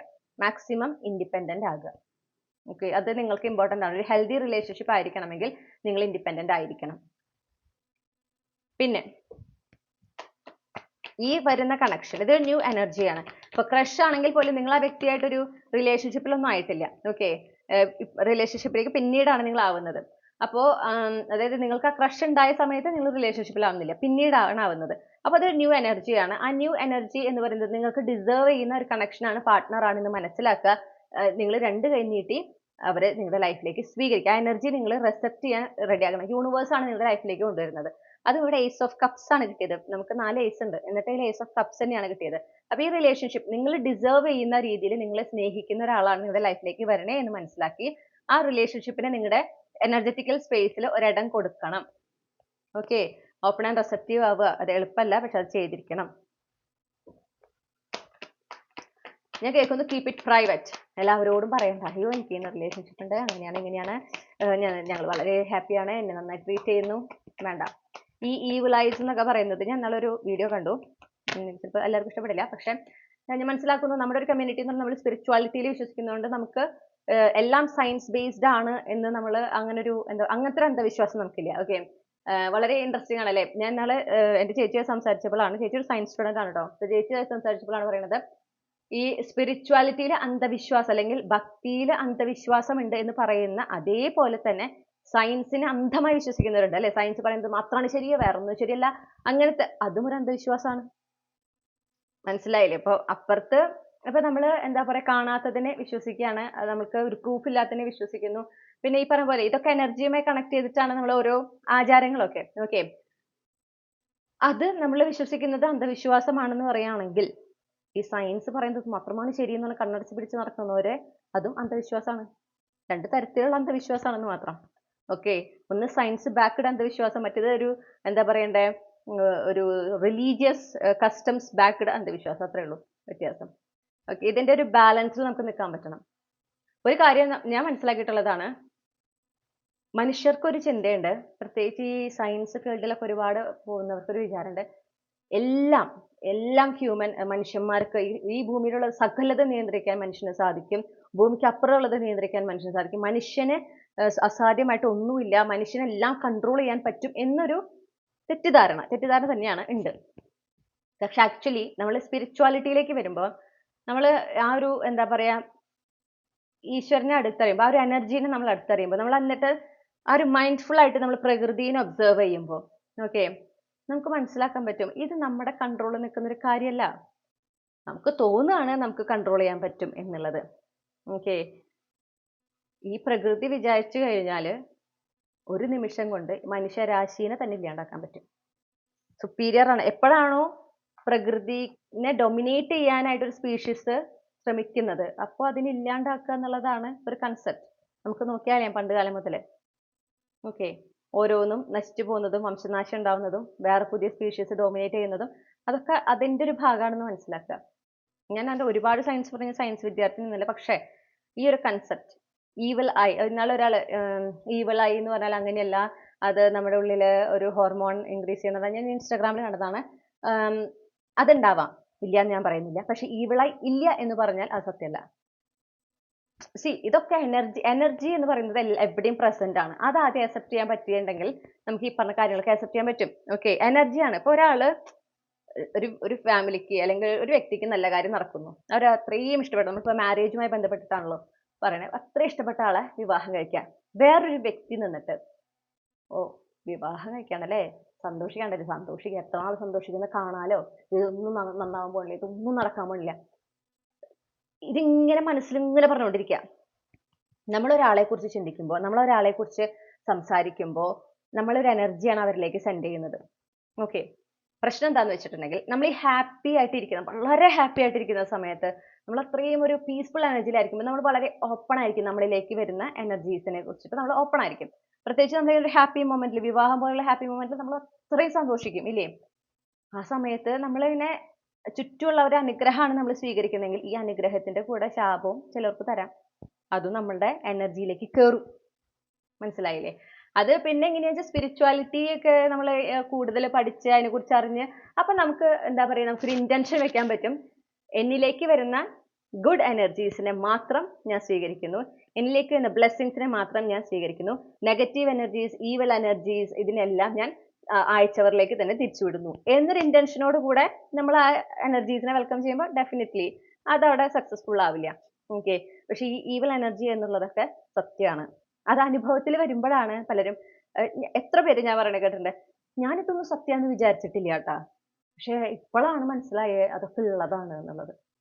ഓക്കെ. അപ്പൊ നമ്മള് മുൻപ് നമുക്കിപ്പോ ഇങ്ങനെ അനുഭവമുള്ളവര് ഇത് ഇങ്ങനെയൊക്കെയുള്ളതാന്ന് പറഞ്ഞപ്പോ ഈ കക്ഷി തന്നെ മുന്നേ പറഞ്ഞിട്ടുണ്ടാവും, എന്നാ പോയി നിങ്ങൾ ഏത് കാലത്താ ജീവിക്കണം, നമ്മൾ 21-ാം നൂറ്റാണ്ട്, ഏത് നൂറ്റാണ്ടിൽ ചോദിച്ചാലും ഈ സാധനങ്ങളൊക്കെ ഉണ്ട്. ഏത് നൂറ്റാണ്ടിൽ ചോദിച്ചാലും നല്ലതുണ്ടെങ്കിൽ മോശമുണ്ട്, അങ്ങനെയാണ്. ഓക്കെ. ഗുഡ് എനർജീസ് ഉണ്ടെങ്കിൽ ബാഡ് എനർജീസും ഉണ്ട്. ലൈറ്റ് സൈഡ് ഉണ്ടെങ്കിൽ ഡാർക്ക് സൈഡ് ഉണ്ട്. അത് അങ്ങനെ തന്നെയാണ്. എല്ലാത്തിനും ഒരു ഓപ്പോസിറ്റ് വേർഷൻ ഉണ്ട്. അത് ഏത് നൂറ്റാണ്ടിൽ ജീവിക്കുമ്പോഴും അതിനൊന്നും മാറ്റം വരുന്നില്ല. കുറെ പേര് പറയുന്നത് നമ്മൾ ഈ ഒരു നൂറ്റാണ്ടിൽ ജീവിക്കുമ്പോൾ ഇങ്ങനെയൊന്നും ചിന്തിക്കാൻ പാടില്ല. നമ്മുടെ ചിന്താഗതിയിൽ മാറ്റം വരണം. എവിടെ? ആ ഒരു ഇക്വാളിറ്റി വരണല്ലോ. എസ്പെഷ്യലി സൊസൈറ്റിയിലെ ഓരോ ഈ മുൻവിധികൾ ഉണ്ടല്ലോ ഓരോ കാര്യങ്ങൾക്ക്. അല്ലെങ്കിൽ എന്താ പറയാ, ഒരു വ്യക്തി ഒരു വളരെ ഹെൽത്തി ആയിട്ടുള്ള രീതിയിൽ അവര് വളർന്നു വരുന്ന കാര്യത്തില് ഓക്കെ അതിന് തടസ്സം നിൽക്കുന്ന ചിന്താഗതികള്, കാഴ്ചപ്പാടുകള് അതൊക്കെ മാറ്റാൻ വേണ്ടി നമ്മൾ സന്നദ്ധരാവണം. അതൊന്നും മാറ്റാൻ പറ്റില്ല. ഓക്കെ. ഇപ്പൊ വിവാഹത്തിന്റെ കാര്യങ്ങളൊക്കെ പോയി ശ്രദ്ധിച്ചറിഞ്ഞൂടെ? ഇപ്പോഴും ഉണ്ട് പെൺകുട്ടികള് ഇപ്പൊ പണ്ടത്തെക്കാളും ഇപ്പൊ ഞാനൊക്കെ ടീനേജിലായിരുന്നേക്കാളും ഇപ്പൊ എന്താ പറയാ കുട്ടികൾക്ക് കൂടുതൽ ഡ്രസ്സിങ് അവരിഷ്ടത്തിന് ഇട്ട് നടക്കാം. ഞാനൊക്കെ ചെറുതായിരുന്ന കാലത്ത് എനിക്കിപ്പോഴും ജീൻസ് ഇടുമ്പോൾ തുണി ഇടാൻ നടക്കണ പോലെ ആൾക്കാരെ നോക്കുക. പക്ഷെ അന്നേ നമുക്കതൊന്നും ഒരു ഇഷ്യൂ ആയിരുന്നില്ല. ഞാൻ ജീൻസ് ഇടുമായിരുന്നു, എനിക്ക് ഇഷ്ടമായിരുന്നു, ഞാൻ ഇടുമായിരുന്നു. അങ്ങനെ എനിക്കിപ്പോൾ ഓർമ്മയുണ്ട് 9th-ലോ 10th-ലോ പഠിക്കുമ്പോൾ ഞാൻ ആദ്യമായിട്ട് ജീൻസ് ഇടുന്നത്. ഞാൻ ഇട്ടിട്ടുണ്ട്. പിന്നെ അവിടെ നിന്ന് അങ്ങോട്ട് ഞാൻ യൂസ് ചെയ്യാറുണ്ട്. പിന്നെ ഒരു വട്ടം എനിക്ക് ഒരു ടോപ്പ് ഉണ്ടായിരുന്നത് എങ്ങനെയാ വെച്ചാല് അതിന്റെ കൈ എന്ന് പറഞ്ഞാൽ ഈ ഷോൾഡറിന്റെ ഭാഗം തൊട്ട് 3/4 ആണ് കൈ. ആ ഷോൾഡറിന്റെ ഭാഗം തൊട്ട് 3/4 വരെ ഇങ്ങനെ ഇങ്ങനത്തെ ഒരു ഷേപ്പ്, ഇങ്ങനെ ഐ ഡ്രോപ്സിന്റെ ഷേപ്പിൽ ഇങ്ങനെ ഓട്ടകളാണ്. എന്തോരം കമന്റ്സ് എനിക്ക് കേട്ടിട്ടുണ്ടെന്ന് അറിയോ, ഇതിപ്പോ എന്തിനാ ഇട്ടിരിക്കണേ, കാറ്റ് കടക്കാൻ വേണ്ടിയിട്ടാണോ ഈ ഓട്ടൊക്കെ ഉണ്ടാക്കിയണേ, കീറിയ തുണിയാണ് ഇട്ട് കിടക്കണേ, ഇങ്ങനെ ഒരു കളിയാക്കുന്ന പോലെയൊക്കെയുള്ള വർത്താനം. എന്താ ഉദ്ദേശിക്കുന്നത്? ആ ഡ്രസ്സിങ് ശരിയല്ല. അത് സമൂഹത്തില് ഒരു നല്ല കുട്ടികളൊന്നും അങ്ങനെ ഇതാണ് നല്ല കുട്ടികളൊന്നും അങ്ങനത്തെ ഡ്രസ്സ് ഇടില്ല. ജീൻസ് ഇട്ട പൊട്ടക്കുട്ടിയാണ്. പിന്നെ ഈ പറഞ്ഞ പോലെ ചെറിയ ടോപ്പ് ഇട്ട, അയ്യോ ജീൻസ് ഇട്ടിട്ട് ചെറിയ ടോപ്പ് ഇട്ടിട്ടുണ്ടെങ്കിൽ ഇതിനേക്കാളും വലിയ എന്താ പറയണ്ടേ മോശം കാര്യമില്ല. ഓക്കെ. അതുപോലെ തന്നെ ടൈറ്റ് ആയിട്ടുള്ള ടോപ്പ് ഇട്ടിട്ടുണ്ടെങ്കിൽ, അതായത് ഫോർ എക്സാമ്പിൾ ഒരു +2-ൽ പഠിക്കുമ്പോൾ എനിക്ക് ഇപ്പോഴും ഭയങ്കര ഓർമ്മ, എനിക്ക് ഭയങ്കര അന്ന് ഞാൻ അങ്ങനെ എന്ന് നിന്നിട്ടുണ്ട്. ഇന്നും എനിക്ക് ആലോചിക്കുമ്പോൾ ചിരിയാ വരുന്നത്. എൻ്റെ ക്ലാസ്മേറ്റ് ആണ്. അപ്പൊ ഞാൻ അന്ന് +2-ൽ പഠിക്കുന്ന സമയത്ത് നമുക്ക് എന്തോ ഈ ആനുവൽ ഡേ ഒക്കെ ഉണ്ടാവില്ലേ, അതായിരുന്നു. അപ്പൊ അന്ന് ഞാൻ എങ്ങനെയാ വെച്ചാൽ അമ്മയുടെ സാരി ഒരു ഓർഗൻസ സാരി ആയിരുന്നു. അതിനെ വെട്ടി നല്ല ലോങ് സ്കേർട്ടും അതിന് ടോപ്പും നമ്മൾ പട്ടുപാവാടൊക്കെ ഇടുന്ന ആ സ്റ്റൈലിൽ തയ്ച്ചിട്ടുണ്ടായിരുന്നു. ഇത് പട്ടൊന്നുമില്ല, ഇതൊരു ഓർഗൻസ ത്രെഡ് വർക്ക് പോയിട്ടുള്ള സാരി ആയിരുന്നു. അതാണ് ഇട്ടിട്ടുണ്ടായിരുന്നത്. ഞാൻ അതിട്ട് നടന്നു. അതിന്റെ മുകളിൽ കൂടെ ഷോൾ ഒന്നും ഇട്ടിട്ടില്ല, ടോപ്പാണല്ലോ. പിന്നെ ആ ഒരു പ്രായമൊക്കെ ആകുമ്പോഴേക്കും നമുക്ക് നമ്മുടെ ശരീരത്തിന്റെ ഷേപ്പിലൊക്കെ ഡിഫറൻസസ് വരും. എൻ്റെ കൂടെ അപ്പൊ ഞാൻ +2 ലെവൽ പഠിച്ചത് മിക്സഡിലാണ്. അപ്പൊ ഒരു കുട്ടി എൻ്റെ കൂടെ പഠിക്കുന്ന എൻ്റെ ഫ്രണ്ടാണ്, എനിക്കൊരു ഷോൾ ഇടായിരുന്നു ഇതിന്. ഞാൻ നോക്കിയപ്പോ എനിക്ക് അതിൽ ഒരു വൃത്തികേടും തോന്നിയില്ല. ഞാൻ ചോദിച്ചു, എന്തിനാ? അല്ല ഇതിന്റെ ടോപ്പ് മാത്രമായിട്ടേ ഇങ്ങനെ ഇടുമ്പോഴേ അതൊരു, ഇവിടെ ആൺകുട്ടികളൊക്കെ ഉണ്ടല്ലോ, ഏതാണ്ട് ആൺകുട്ടികൾ എന്ന് പറഞ്ഞിട്ടുണ്ടെങ്കിൽ ഒരു പെൺകുട്ടി അതായത് അവരെ അത്രയും മോശമായിട്ട് ചിത്രീകരിക്കണം. അങ്ങനത്തെ ആൾക്കാർ ഇല്ല എന്ന് പറയണില്ല, പക്ഷെ അങ്ങനെ അടച്ചാക്ഷേപിക്കുന്നത് ശരിയല്ല. ടു ബി ഫ്രാങ്ക് എൻ്റെ കൂടെ പഠിക്കുന്ന ഒരു കുട്ടി പോലും, ഒരു ആൺകുട്ടി പോലും മോശമായിട്ട് രീതിയിൽ നോക്കുകയോ കമന്റ് ചെയ്യുകയോ ചെയ്തിട്ടുണ്ടായിരുന്നില്ല. അതാണ് വ്യത്യാസം. പക്ഷെ പെൺകുട്ടികൾക്കായിരുന്നു അസ്വസ്ഥത, അല്ലെങ്കിൽ ടീച്ചേഴ്സിന് ഇതെന്താ ഇങ്ങനത്തെ ഒരു ഡ്രസ്സ്, ഒരു അടിമുടി ഒരു നോട്ടാണ്, ജഡ്ജിങ്. നമുക്ക് കൃത്യമായിട്ട് മനസ്സിലാവും, നമുക്ക് ഈ ഒബ്സർവേഷൻ സ്കിൽ അന്നേ ഉണ്ട്. അപ്പോൾ നമുക്ക് മനസ്സിലാവും ഒരു മനസ്സിൽ കൂടെ എന്താ കടന്നു പോകുന്നത്, ഒരു ജഡ്ജ്മെന്റ് ആണ്. ഇതെന്തിനാ ഇങ്ങനത്തെ ഡ്രസ്സ്, ഷോളൊക്കെ ഇട്ട് വന്നൂടെ എന്നുള്ളൊരു ഭാവമായിരുന്നു. അതെ. അപ്പൊ അതൊക്കെയാണ് മാറേണ്ടത്. ഈ പറഞ്ഞ കാര്യങ്ങളുണ്ടല്ലോ, അതുപോലെ തന്നെ ജോലി, പെൺകുട്ടികൾക്ക് ജോലി വേണം നിർബന്ധമില്ല, കൂടുതൽ പഠിക്കാൻ പാടില്ല. ഓക്കെ, പഠിക്കുമ്പോഴാണ് ധാർഷ്ട്യം ഉണ്ടാവുന്നത്, അങ്ങനെ ഉണ്ടാവുന്നത്, ഇങ്ങനെ ഉണ്ടാവുന്നത്. പഠിക്കേണ്ട ആവശ്യമില്ല, എത്രയും പെട്ടെന്ന് കല്യാണം കഴിക്കുക, എത്രയും പെട്ടെന്ന് കുട്ടി ഉണ്ടാവുക, കുടുംബം നോക്കുക, അതാണ് ഏറ്റവും വലിയ കാര്യം. ഇങ്ങനെ കുറേ കൺസെപ്റ്റ് ഉണ്ട്. അത് എന്താ പറയണ്ടത്, ജാംബവാന്റെ കാലം മുതലേ ഉള്ളതാണ്. ഇതിലൊക്കെയാണ് നൂറ്റാണ്ടുകൾ കഴിയും തോറും നമുക്ക് മാറ്റങ്ങൾ കൊണ്ടുവരേണ്ടത്. ഓക്കെ, അതൊന്നും മാറ്റില്ല. നല്ല രസകരമായിട്ടുള്ള കാര്യം, അതൊന്നും മാറ്റില്ല. അതൊക്കെ അതുപോലെ തന്നെ. അയ്യോ, അത് നാട്ടു നടപ്പ്. എന്നിട്ട് ഈ പറയുന്ന സ്പിരിച്വാലിറ്റി അല്ലെങ്കിൽ ഈ പറയുന്ന കാര്യങ്ങളിലേക്ക് വരുമ്പോൾ അയ്യോ, ഇതൊക്കെ പഴഞ്ചൻ കാര്യങ്ങൾ, അതൊന്നും ചെയ്യാൻ പാടില്ല, അതൊക്കെ മോശം. നമ്മൾ നൂറ്റാണ്ടുകൾ മാറുകയാണ്, അപ്പൊ അതനുസരിച്ച് നമ്മളും മാറ്റം വരുത്തണം. മാറ്റം വരുത്തേണ്ടത് ഈ പറഞ്ഞ കാര്യങ്ങളിലാണ്. ഈ പുരുഷന്മാരെ അല്ലെങ്കിൽ ആൺകുട്ടികളെ പെൺകുട്ടികളെ ട്രീറ്റ് ചെയ്യുന്ന രീതിയിൽ തിരിച്ചും, ഓക്കെ, മ്യൂച്വൽ റെസ്പെക്റ്റോട് കൂടെ രണ്ടുപേർക്കും സുരക്ഷിതമായിട്ടുള്ള ഒരു സമൂഹം ഉണ്ടാക്കിയെടുക്കുന്നതിൽ ഇതൊക്കെയാണ് നമ്മൾ മാറ്റം വരുത്തേണ്ടത്. പെൺകുട്ടികളുടെ അച്ഛനമ്മമാരൊക്കെ അവരെ പഠിപ്പിക്കുന്നതിലും അവർക്ക് നല്ലൊരു ജോലി ആക്കുന്നതിലും അവരെപ്പോഴാണ് തയ്യാറാകുന്നത് അപ്പോൾ ഒരു വിവാഹത്തിന് വേണ്ടി എന്താ നോക്കുന്നതിന്, അവർക്ക് വേണ്ടുന്ന പറ്റുന്ന ഒരു അലയൻസ് കണ്ടെത്തുന്നതിനൊക്കെ അങ്ങനെ വേണം കാര്യങ്ങൾ ചെയ്യാൻ. അവർക്ക് താല്പര്യം ഉണ്ടെങ്കിൽ ഒരു കുട്ടി, അത്രേ വേണ്ടൂ. അതിനൊന്നും നിർബന്ധിക്കാതെ. ഓക്കെ, അതായത് ആ ഒരു വ്യക്തി, അതൊരു വ്യക്തിയാണ്, ശരി, എൻ്റെ മകളാണ്, മകനാണ്, പക്ഷെ അവരൊരു വ്യക്തിയാണ്, അവർക്ക് അവരുടേതായ ഇഷ്ടങ്ങളുണ്ട്, അവർ നല്ല രീതിയിൽ ജീവിക്കണം, അവരും ഒരു നല്ല വ്യക്തിയായിരിക്കണം, ഈ സമൂഹത്തിലേക്ക് ഒരു പോസിറ്റീവ് ആയിട്ടുള്ള ഒരു അഡീഷൻ ആയിരിക്കണം. അങ്ങനത്തെ കൺസെപ്റ്റാണ് വേണ്ടത്, അങ്ങനത്തെ മാറ്റങ്ങളാണ് വരേണ്ടത്. അതൊന്നും ഇല്ല. ഓക്കെ, അപ്പൊ അങ്ങനത്തെ ഒരു സിസ്റ്റം നമുക്കിവിടെ ഉണ്ട്, ഭയങ്കര പ്രബലമായിട്ടുണ്ട്. അപ്പം പ്രൊട്ടക്റ്റീവ് ആയിരിക്കാൻ നിങ്ങളോട് ഇവിടെ പറഞ്ഞതാണ്. അതായത് ഈവൽ എനർജീസ്. ഓക്കെ, കാരണം ഈ റിലേഷൻഷിപ്പ് ഈ പറഞ്ഞ പോലെ നിങ്ങൾ ഡിസേർവ് ചെയ്യുന്ന ടൈപ്പാണ്, വളരെ സ്വീറ്റ് ആയിട്ടുള്ള ഒരു കണക്ഷൻ ആയിരിക്കും എന്ന് കാണുന്നുണ്ട്. നിങ്ങൾ അതിൽ ഒരുപാട് എൻജോയ് ചെയ്യുന്നത് കാണുന്നുണ്ട്. നിങ്ങൾ എത്ര അടുത്ത ആളുകളാണെങ്കിൽ പോലും, എത്ര അടുപ്പുള്ള ആളാണെങ്കിലും നിങ്ങൾ ഇതിനെക്കുറിച്ച് പറയാതിരിക്കുക. വിവാഹത്തിലെത്തുമ്പോൾ എല്ലാവരും ഓട്ടോമാറ്റിക്കലി അറിയില്ലോ, പറഞ്ഞാൽ മതി. Okay, B protective.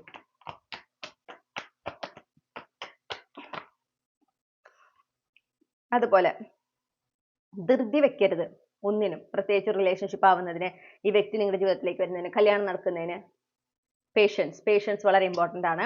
നിങ്ങൾ എപ്പോഴും എന്താ ചെയ്യേണ്ടതെന്ന് വെച്ചാൽ ആ ടൈമിൽ നിങ്ങൾ എന്താണ് ചെയ്യേണ്ടത്, നിങ്ങൾ എങ്ങനെ അപ്ഗ്രേഡ് ചെയ്യണം, നിങ്ങളിൽ എന്തൊക്കെ നല്ല മാറ്റങ്ങൾ വരുത്തണം. ഓക്കെ, നിങ്ങളായിരിക്കുന്ന സിറ്റുവേഷനിൽ അതിനെ ബെറ്റർ ആക്കാൻ നിങ്ങൾക്ക് എന്തൊക്കെ ചെയ്യാൻ സാധിക്കും, ഇതിൽ മാത്രം ഫോക്കസ് ചെയ്യുക, മുന്നോട്ട് പോവുക. അതാണ് നിങ്ങൾ ചെയ്യേണ്ടത്. ഒരിക്കലും ഡെസ്പറേഷൻ പാടില്ല, ചേസ് ചെയ്യാൻ പാടില്ല. ഓക്കെ, ഉണ്ടോ? നിങ്ങളോട് വീണ്ടും വീണ്ടും അതാ പറയണേ. ഈ ഒരു റിലേഷൻഷിപ്പ് ആയതിനു ശേഷം നിങ്ങൾക്ക് പല പുതിയ കാര്യങ്ങൾ നിങ്ങൾ അറിയുന്നുണ്ട്, പുതിയ അറിവുകൾ നിങ്ങൾ നേടുന്നുണ്ട്. അപ്പോൾ നിങ്ങൾ ചിലപ്പോൾ ഈ പ്രണയത്തെക്കുറിച്ചും വിവാഹത്തിനെ കുറിച്ചും കുടുംബജീവിതത്തെ കുറിച്ചൊക്കെയാവും നിങ്ങൾ പുതിയ അറിവുകൾ കിട്ടുന്നത്. ആ അറിവുകൾ കിട്ടുമ്പോൾ അത് ഇൻകോർപ്പറേറ്റ് ചെയ്തിട്ട് നിങ്ങൾ മുന്നോട്ട് പോവുക. അത് നിങ്ങളുടെ ജീവിതത്തിലേക്ക് കൊണ്ടുവന്നിട്ട് അത് പ്രാവർത്തികമാക്കി മുന്നോട്ട് പോകാൻ നിങ്ങൾക്ക് പറ്റണം. ആ പുതിയ കാര്യങ്ങൾ പഠിക്കുമ്പോൾ അത് ഉൾക്കൊള്ളാൻ നിങ്ങൾക്ക് പറ്റണം.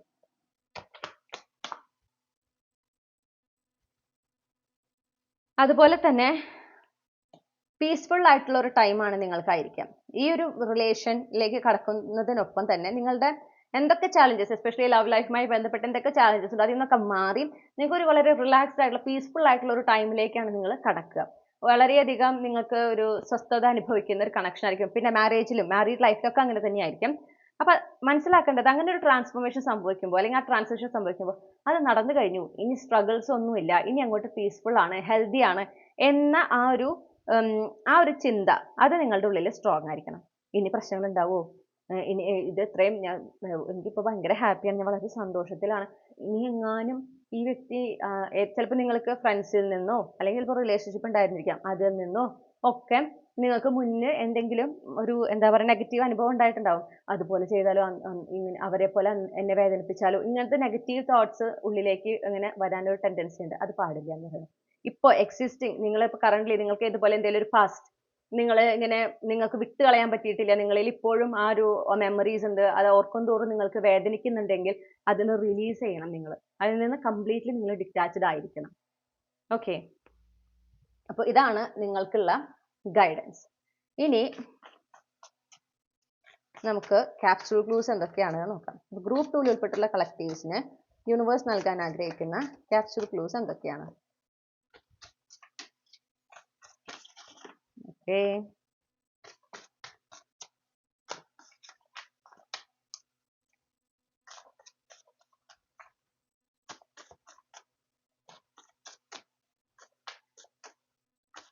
ഓക്കെ, അപ്പോൾ ഞാൻ ഈ ക്ലൂസ് എല്ലാം ഒന്ന് അറേഞ്ച് ചെയ്തിട്ട് തിരികെ വരാം. ഓക്കെ, അപ്പൊ ഇത് പ്രധാനമായിട്ട് ഈ ക്ലൂസ് എല്ലാം നിങ്ങളുമായി കണക്ട് ചെയ്തിട്ടാണ്. ഡേറ്റ്സ് മാത്രം ഒന്ന് കുറിച്ച് വെക്കുക. ഈ ഡേറ്റ് ഈ പറഞ്ഞ ഡേറ്റിൽ ഏതെങ്കിലും ഒന്നിലായിരിക്കും നിങ്ങളുടെ വിവാഹം നടക്കാനായിട്ടൊരു സാധ്യത. ഓക്കെ, അപ്പൊ അതൊന്ന് നോട്ട് ചെയ്ത് വെക്കാം. 28, 29 ഈ 2 തീയതികളാണ് കിട്ടിയിട്ടുള്ളത്. അപ്പൊ ഇതിലേതെങ്കിലും നിങ്ങളുടെ ജനന തീയതി ഉണ്ടാവാം, പക്ഷേ ഈ തീയതികൾ ഈ പറഞ്ഞ പോലെ ഇതിലേതെങ്കിലും ഒന്ന് നിങ്ങളുടെ വിവാഹ തീയതി ആവാനുള്ള സാധ്യതയുണ്ട്. അപ്പൊ അതൊന്ന് നോട്ട് ചെയ്ത് വെക്കാം. പിന്നെ നമുക്ക് ജന്മനക്ഷത്രങ്ങൾ കിട്ടിയിട്ടുണ്ട്. തിരുവാതിര, ഭരണി, ഓക്കെ ഇത് കാണൂല, ഉത്രം.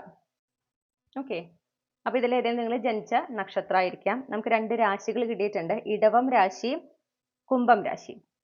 ഇതിലേതെങ്കിലും ഒന്ന് നിങ്ങളുടെ രാശി സോഡിയാക് സൈൻ ആയിരിക്കാം. ഇനി അക്ഷരങ്ങളാണ് കിട്ടിയിട്ടുള്ളത്. ഇതിൽ നിങ്ങളുടെ first name, middle name, last name, initials, നിങ്ങളുടെ പേരിലത്തെ അക്ഷരങ്ങൾ ഒക്കെ ആകാം. ഓക്കെ, ധ, റ, ഗ, ഇരുന്നിട്ടാണോ ഈശ്വര തോന്നുന്നുണ്ട്. ഇത് ധായാണ്. ഓക്കെ, ധ, ങ, ല. ഓക്കെ, അപ്പൊ ഇത്രയുമാണ് അക്ഷരങ്ങൾ കിട്ടിയത്. ഇതാണ് നിങ്ങൾക്കുള്ള ക്ലൂസ്. അപ്പൊ ഈ റീഡിംഗ് നിങ്ങൾക്ക് ഇഷ്ടപ്പെട്ടു എന്ന് വിശ്വസിക്കുകയാണ്. ഇഷ്ടപ്പെട്ടാൽ മറക്കാതെ ചന്ദ്രകണ്ഠ ടാരോ സബ്സ്ക്രൈബ് ചെയ്യണം, റീഡിംഗ് ലൈക്ക് ചെയ്യുക, ഫാമിലിക്കും ഫ്രണ്ട്സിനും ഷെയർ ചെയ്യുക. നിങ്ങളുടെ ഫീഡ്ബാക്ക് എന്താണെന്ന് കമന്റ് സെക്ഷനിൽ അറിയിക്കുക. പേഴ്സണൽ റീഡിംഗ് വേണമെങ്കിൽ എനിക്ക് ഇമെയിൽ അയക്കാം, അല്ലെങ്കിൽ വാട്സപ്പിൽ മെസ്സേജ് ചെയ്യാം. കോൺടാക്ട് ഡീറ്റെയിൽസ് ഡിസ്ക്രിപ്ഷനിൽ നൽകിയിട്ടുണ്ട്. ആരാണ് നിങ്ങളുടെ ജീവിത പങ്കാളി എന്ന വിഷയത്തിൽ ഇപ്പോൾ പേഴ്സണൽ റീഡിംഗ് പ്രൊവൈഡ് ചെയ്യുന്നുണ്ട്. അപ്പോൾ ആ റീഡിംഗ് കുറച്ച് ഡീറ്റെയിൽഡ് ആയിരിക്കും. ഓക്കെ, അതിൽ നിങ്ങൾക്ക് നിങ്ങളുടെ ഫ്യൂച്ചർ സ്പൗസിനെ മാനിഫെസ്റ്റ് ചെയ്യാൻ പറ്റുന്ന ഏറ്റവും സക്സസ്ഫുൾ ആയിട്ടുള്ള, ഏറ്റവും എഫക്റ്റീവ് ആയിട്ടുള്ള ടെക്നിക്, വ്യക്തിപരമായിട്ട് നിങ്ങൾക്ക് ഏറ്റവും സക്സസ്ഫുൾ ആയിട്ടുള്ള ടെക്നിക്കും കൂടെ ഷെയർ ചെയ്യുന്നതാണ്. ഓക്കെ, അതിനോടൊപ്പം ഒരുപാട് ഡീറ്റെയിൽസ്, മാക്സിമം ഡീറ്റെയിൽസ് ഈ ഒരു വ്യക്തിയെ കുറിച്ചും നമ്മൾ ഷെയർ ചെയ്യുന്നതാണ്. അപ്പോൾ അങ്ങനെ ഒരു റീഡിംഗ് എടുക്കാൻ താല്പര്യം ഉണ്ടെങ്കിൽ നിങ്ങൾ നൽകിയിരിക്കുന്ന കോൺടാക്ട് ഡീറ്റെയിൽസിൽ ഏതെങ്കിലും ഒന്നിലൂടെ എന്നെ കോൺടാക്ട് ചെയ്യുക.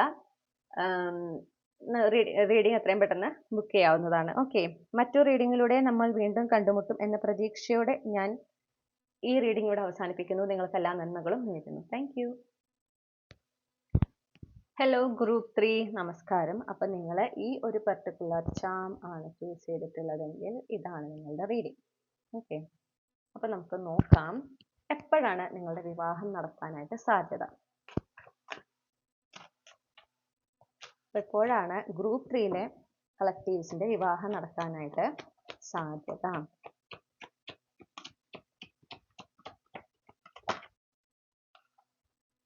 ഓക്കെ, നിങ്ങൾക്ക് കുറച്ചാഴ്ചകൾക്കുള്ളിൽ എന്നുള്ളതാണ് വന്നിരിക്കുന്നത്. അതായത് നിങ്ങൾക്ക് വിവാഹം നടക്കാൻ ഏറ്റവും അനുകൂലമായിട്ടുള്ള സമയം കുറച്ചാഴ്ചകൾ കഴിഞ്ഞാൽ തുടങ്ങുകയാണ്.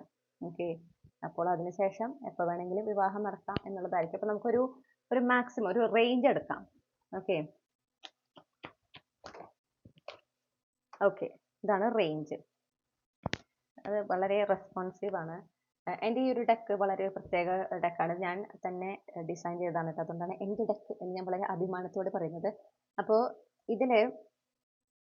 ഈ ഡെക്കിനെ നമ്മൾ ക്ലെൻസ് ചെയ്യുമ്പോൾ പറയേണ്ട ഒരു രീതിയുണ്ട്. ആ രീതിയിലല്ലാതെ പറഞ്ഞിട്ടുണ്ടെങ്കിൽ എത്ര ഷഫിൾ ചെയ്താലും നമുക്ക് ക്ലെൻസ് ആയി എന്നൊരു കൺഫർമേഷൻ തരില്ല. ഭയങ്കര സ്ട്രിക്റ്റ് ആണ് ഈ ഡെക്ക് എന്ന് എനിക്ക് തോന്നിയിട്ടുണ്ട്. കാരണം നമ്മൾ പറയുമ്പോൾ ചിലപ്പോൾ എന്താ പറയാ, പറഞ്ഞു പോകുമ്പോൾ തെറ്റിപ്പോവുക, പറയുന്ന രീതിയുണ്ട്, ആ ഒരു രീതിയിൽ തെറ്റിപ്പോവുക, അല്ലെങ്കിൽ ഇങ്ങനെ ഒരു എന്താ പറയാ, നമുക്ക് വാക്കുകൾ കിട്ടാണ്ട് അങ്ങനെയൊക്കെ വന്നിട്ടുണ്ടെങ്കിൽ ശരിയാവില്ല. അപ്പൊ നമ്മൾ എന്ത് ചെയ്യണം, വീണ്ടും പോസ് ചെയ്തിട്ട് വീണ്ടും പിടിച്ച് ഡെക്കിന്റെ പേര് പറഞ്ഞ് ആ ഒരു intention clear sentence by sentence, അല്ലെ മാഷുമാരോട് സംസാരിക്കണൊക്കെ പോലെയാണ്. കൃത്യമായിട്ട് പറഞ്ഞാലേ ഇങ്ങേര് കൺഫർമേഷൻ തരും, അല്ലെങ്കിൽ തരില്ല. അങ്ങനെയാണ്. ഓക്കെ, അപ്പോൾ നല്ല ഇൻട്രസ്റ്റിംഗ് ആണ്. നമ്മൾ ഡെക്കിനൊക്കെ ഒബ്സർവ് ചെയ്യാൻ തുടങ്ങിയിട്ടുണ്ടെങ്കിൽ വളരെ വളരെ ഇൻട്രസ്റ്റിംഗ് ആണ് അവർ നമ്മളോട് കമ്മ്യൂണിക്കേറ്റ് ചെയ്യുന്ന രീതി. അപ്പോൾ നെക്സ്റ്റ് ജൂപ്പിറ്റർ റെട്രോഗ്രേഡ് എന്ന് പറയുന്നത് ഇപ്പൊ മാർച്ച് 11 വരെ, മാർച്ച് 11, 2026 വരെ ജൂപ്പിറ്റർ റെട്രോഗ്രേഡ് ആണ് കേട്ടോ. അതൊന്ന് നോട്ട് ചെയ്ത് വെച്ചോ. കാരണം ഇൻ ഫ്യൂ വീക്സ് ടൈം എന്ന് നിങ്ങളോട് പ്രത്യേകം പറഞ്ഞത് കൊണ്ട് ഈ മാർച്ച് 11, 2026 വരെ ഒരു ടൈം ഫ്രെയിം നിങ്ങൾ നോട്ട് ചെയ്യുക. ഇതിന്റെ ഉള്ളിൽ ഈ പറഞ്ഞ പോലെ വിവാഹം നടക്കാനുള്ള സാധ്യതയും കാണുന്നുണ്ട്. അതല്ലെങ്കിൽ ഡിസംബർ 13, 2026 തൊട്ട് ഏപ്രിൽ 13, 2027 വരെ. അതായത് റേഞ്ച് എന്ന് പറഞ്ഞാൽ കുറച്ചാഴ്ചകൾക്ക് ശേഷം തൊട്ട് ഒരു ഏപ്രിൽ 13, 2027 വരെയുള്ള സമയം. ഓക്കെ, അതിൻ്റെ ഇടയിൽ മാർച്ച് ഒരു ബ്രേക്കിംഗ് പോയിന്റ് ആണ്. അതുപോലെ തന്നെ ഡിസംബർ 13 ഒരു ഇമ്പോർട്ടൻ്റ് ആയിട്ടുള്ള ഒരു പോയിന്റ് ആണ്. എന്തായാലും ഈ ഒരു റേഞ്ച്. അപ്പോൾ അതൊന്ന് നോട്ട് ചെയ്ത് വെക്കാം. ഓക്കെ, മാർച്ച് 11, 2026 അവിടെയാണ് ഇപ്പൊ കറണ്ട് ജൂപ്പിറ്റർ റെട്രോഗ്രേഡ് അവസാനിക്കുന്നത്. നെക്സ്റ്റ് ജൂപ്പിറ്റർ റെട്രോഗ്രേഡ് തുടങ്ങുന്നത് ഡിസംബർ 13, 2026 തൊട്ട് ഏപ്രിൽ 13, 2027 വരെ. ഇങ്ങനെ നോട്ട് ചെയ്ത് വെക്കുക. ഈ ഒരു ടൈം ഫ്രെയിമിലാണ് നിങ്ങളുടെ വിവാഹം നടക്കുന്നത്. ദ സിറ്റുവേഷൻ സ്റ്റാർട്ട് ഇമ്മീഡിയറ്റ് എന്ന് പറഞ്ഞിട്ടുണ്ട്. അതായത് പെട്ടെന്നല്ല, പക്ഷെ എന്നാലും അധിക കാലതാമസവും ഇല്ല. ഓക്കെ, അപ്പൊ ഏത് തരത്തിലുള്ള വിവാഹമായിരിക്കും നിങ്ങളുടെ എന്ന് നോക്കാം. ഓക്കെ, അപ്പോൾ 8 കാർഡുകൾ, ഇത് മേജർ അർക്കാന കാർഡ്സ് മാത്രമാണ്. ഇതിൽ 8 കാർഡുകളെ നമ്മൾ കൺസിഡർ ചെയ്യുന്നുള്ളൂ. കൺഫർമേഷൻ കാർഡ്, ഗൈഡൻസ് ആണ് കൊടുക്കണേ. ബാക്കി കാർഡുകളൊക്കെ ന്യൂട്രൽ ആയിരിക്കും. 8 കാർഡുകൾ ഏതൊക്കെയാണെന്ന് ചോദിച്ചിട്ടുണ്ടെങ്കിൽ lovers, strength, hierophant, sun, magician, world, high priestess, empress. Okay, അപ്പൊ ഏത് തരത്തിലുള്ള വിവാഹമായിരിക്കും ഗ്രൂപ്പ് 3-യുടേത്? ടെമ്പറൻസ് വേണ്ടിട്ട് കാര്യമില്ല.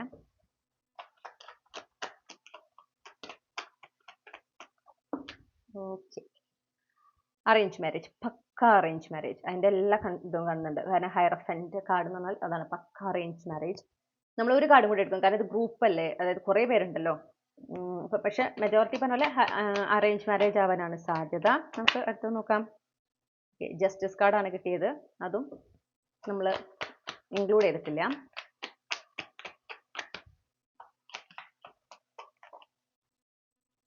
മൂൺ കാർഡ് കാര്യമില്ല.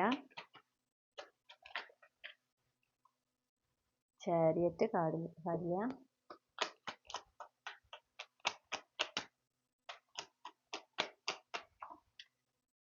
High priestess. ഓക്കെ, രണ്ട് എക്സ്ട്രീമിൽ നിൽക്കുന്ന കാര്യങ്ങളാണ് കേട്ടോ.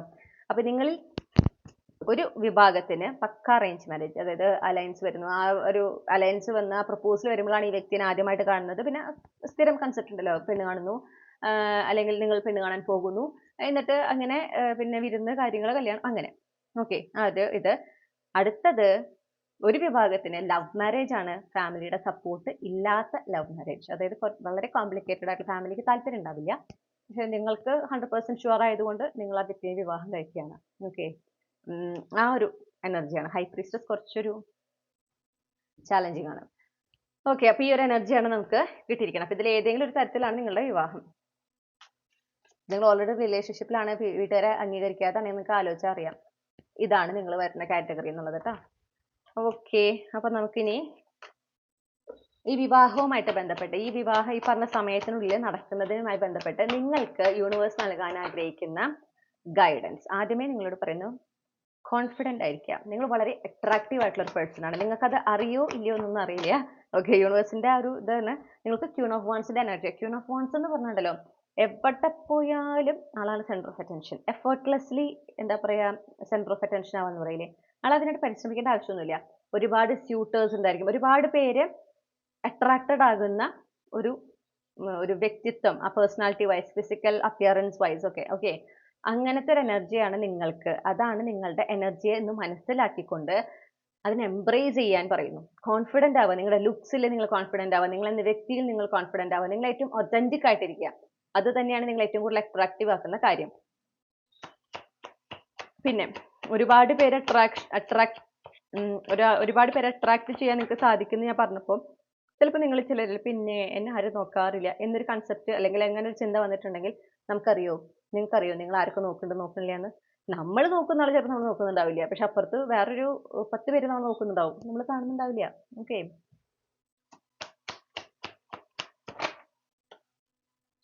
നിങ്ങളോട് എന്താ പറയണതെന്ന് വെച്ചാൽ, ഈ ഒരു ഫേസിലേക്ക്, ഈ ഒരു വിവാഹത്തിലേക്ക് കടക്കുന്നതിന് മുന്നേ നിങ്ങൾ കംപ്ലീറ്റ് ചെയ്യേണ്ട, നിങ്ങളുടെ ലൈഫിൽ ക്ലോസ് ആക്കേണ്ട ഒരു ചാപ്റ്റർ, ഒരു അധ്യായം ഉണ്ട്, അവസാനിപ്പിക്കേണ്ട ഒരു അധ്യായം ഉണ്ട്.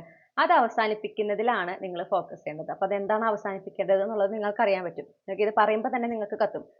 അപ്പോൾ നിങ്ങളോട് ആ മനസ്സിലായ ആളുകൾക്ക് അപ്പൊ നിങ്ങളത് റിലീസ് ചെയ്യുക. അതില്ല, അങ്ങനെയൊന്നുമില്ലല്ലോ, പ്രത്യേകിച്ചൊന്നും അവസാനിപ്പിക്കാനില്ലല്ലോ എന്നാണെങ്കിൽ നിങ്ങളുടെ ആ സിംഗിൾ ലൈഫ് നിങ്ങൾ അവസാനിപ്പിക്കുകയാണ്. മനസ്സിലായോ? അപ്പൊ അതിന് നിങ്ങൾ റെഡി ആവണം. ഇപ്പൊ നിങ്ങൾ സിംഗിൾ ആണ്, ചിലപ്പോൾ പ്രത്യേകിച്ച് ഒരുപാട് നാളായിട്ട് സിംഗിൾ ആയിട്ടുള്ള വ്യക്തിയാണ്, നിങ്ങൾ പിന്നെ എന്താ, ഒരാൾ വരുന്നത് നല്ലതല്ലേ, ലൈഫ് അടിപൊളിയാവില്ലേ എന്നൊക്കെ. പക്ഷേ ഈ സിംഗിൾ ലൈഫിൽ കംഫർട്ടബിൾ ആയിട്ടുള്ള ഒരു വ്യക്തിയാണ് നിങ്ങളെങ്കിൽ, ഈ ഒരു വ്യക്തി നിങ്ങളുടെ ലൈഫിലേക്ക് വരുമ്പോൾ അല്ലെങ്കിൽ ആ സമയം അടുക്കുമ്പോൾ നിങ്ങൾ അയ്യോ എനിക്കിപ്പോ എന്റെ ലൈഫ് വളരെ കംഫർട്ടബിൾ ആണ്, നല്ല രസമാണ്, ഇനി ഈ വ്യക്തി വരുമ്പോൾ അതിൽ മാറ്റം ഉണ്ടാവോ, അങ്ങനത്തെ ഒക്കെ ഒരു പേടി വരാൻ സാധ്യതയുണ്ട്. ഓക്കെ, അപ്പൊ അതാണ് ആ ഒരു വ്യക്തി ഒരാളെയും കൂടെ നമ്മുടെ ജീവിതത്തിലേക്ക് നമ്മൾ കൂട്ടാക്കുമ്പോൾ, നമ്മുടെ കൂട്ടായിട്ട് കൊണ്ടുവരുമ്പോൾ നമ്മുടെ ലൈഫിലും ചില മാറ്റങ്ങൾ നമ്മൾ വരുത്തും.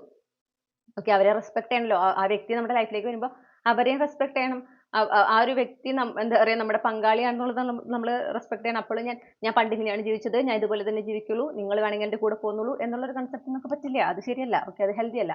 അപ്പൊ അതുകൊണ്ട് ആ ഒരു വ്യക്തിയെ നമ്മുടെ ലൈഫിലേക്ക് നമ്മൾ കൂട്ടുന്നതിന്, ലൈഫ് ലോങ് നമ്മുടെ ലൈഫിലേക്ക് കൂട്ടുന്നതിന് നമ്മൾ തയ്യാറാകുക. അതാണ് സിംഗിൾസിന്റെ അടുത്ത് പറയുന്നത്. പിന്നെ കുറച്ച് സമയം എടുക്കും. ഓക്കെ, പേഷ്യൻസ് അത്യാവശ്യമാണ്. ചിലപ്പോൾ കുറേ നാള് നിങ്ങൾ ഈ പറഞ്ഞ പോലെ ഫാമിലീനെ ഒന്ന് സമ്മതിപ്പിച്ചെടുക്കാനായിട്ട് നിങ്ങൾ ശ്രമിക്കും. ഓക്കെ, അതായത് അവരൊരു അർദ്ധസമ്മതം മൂളുന്ന ഒരു സ്ഥലം, ഒരു ടൈം വരെ എത്തും. അതുവരെ എത്തും, അതിനപ്പുറത്തേക്ക് പ്രതീക്ഷിക്കരുത്. അതുവരെ നിങ്ങൾക്ക് മാക്സിമം എത്തിക്കാൻ പറ്റുള്ളൂ. ഈ love marriage with no family support എന്ന് പറഞ്ഞ കൺസെപ്റ്റിൽ വരുന്ന ആളാണ് നിങ്ങളെങ്കിൽ, അതിലാണ് നിങ്ങൾ പെടണമെങ്കിൽ, ഓക്കെ, അവരൊരു എന്താ പറയാ, ഒരു അർദ്ധസമ്മതം മൂളാന്ന് പറയില്ലേ, അങ്ങനത്തെ ഒരു ഇതുണ്ടാവുള്ളൂ മാക്സിമം. പിന്നെ അറേഞ്ച് മാരേജ് ആണെങ്കിലും കുറച്ച് സമയം എടുക്കും. ധൃതി വെക്കാതിരിക്കുക. ഈ ധൃതി വെക്കുന്നതിന്റെ മെയിൻ കൺസെപ്റ്റ് എന്താ? ഇത്ര വയസ്സിനുള്ളിൽ കല്യാണം കഴിയണം. കൂടെ അതേ പ്രായത്തിൽ സമപ്രായക്കാരെ കല്യാണം കഴിഞ്ഞിട്ടുണ്ടാവും. ചിലപ്പോൾ നമ്മളെക്കാളും താഴെയുള്ള വയസ്സിനുള്ള ആൾക്കാരെ കല്യാണം കഴിഞ്ഞിട്ടുണ്ടാവും. അതൊക്കെ അവരുടെ സമയമാകുമ്പോൾ നടക്കുന്നതാണെന്ന് വിചാരിക്കുക. നിങ്ങൾക്ക് എപ്പോഴാണോ വിവാഹം നടക്കുമ്പോൾ നിങ്ങൾക്ക് നല്ലതാവുന്നത്, നിങ്ങൾ അതിൽ എന്താ പറയാ, നിങ്ങൾക്ക് അതുകൊണ്ട് ബെനിഫിറ്റ് ഉണ്ടാവുന്നത്, ഗുണമാകുന്നത്, ഓക്കെ, ആ ഒരു ലൈഫിൽ നിങ്ങൾക്ക് സന്തോഷിക്കാൻ സാധിക്കുന്നത്, ആ ടൈമിലാണ് നിങ്ങളുടെ വിവാഹം നടക്കേണ്ടത്. അതാണ് യൂണിവേഴ്സ് നിശ്ചയിച്ചിട്ടുള്ള സമയം. ആ സമയത്ത് നടക്കുന്നതിനായിട്ട് അനുവദിക്കുക. മറ്റുള്ളവരെ ലൈഫ് വെച്ച് കമ്പയർ ചെയ്യാതിരിക്കുക. ഓക്കെ,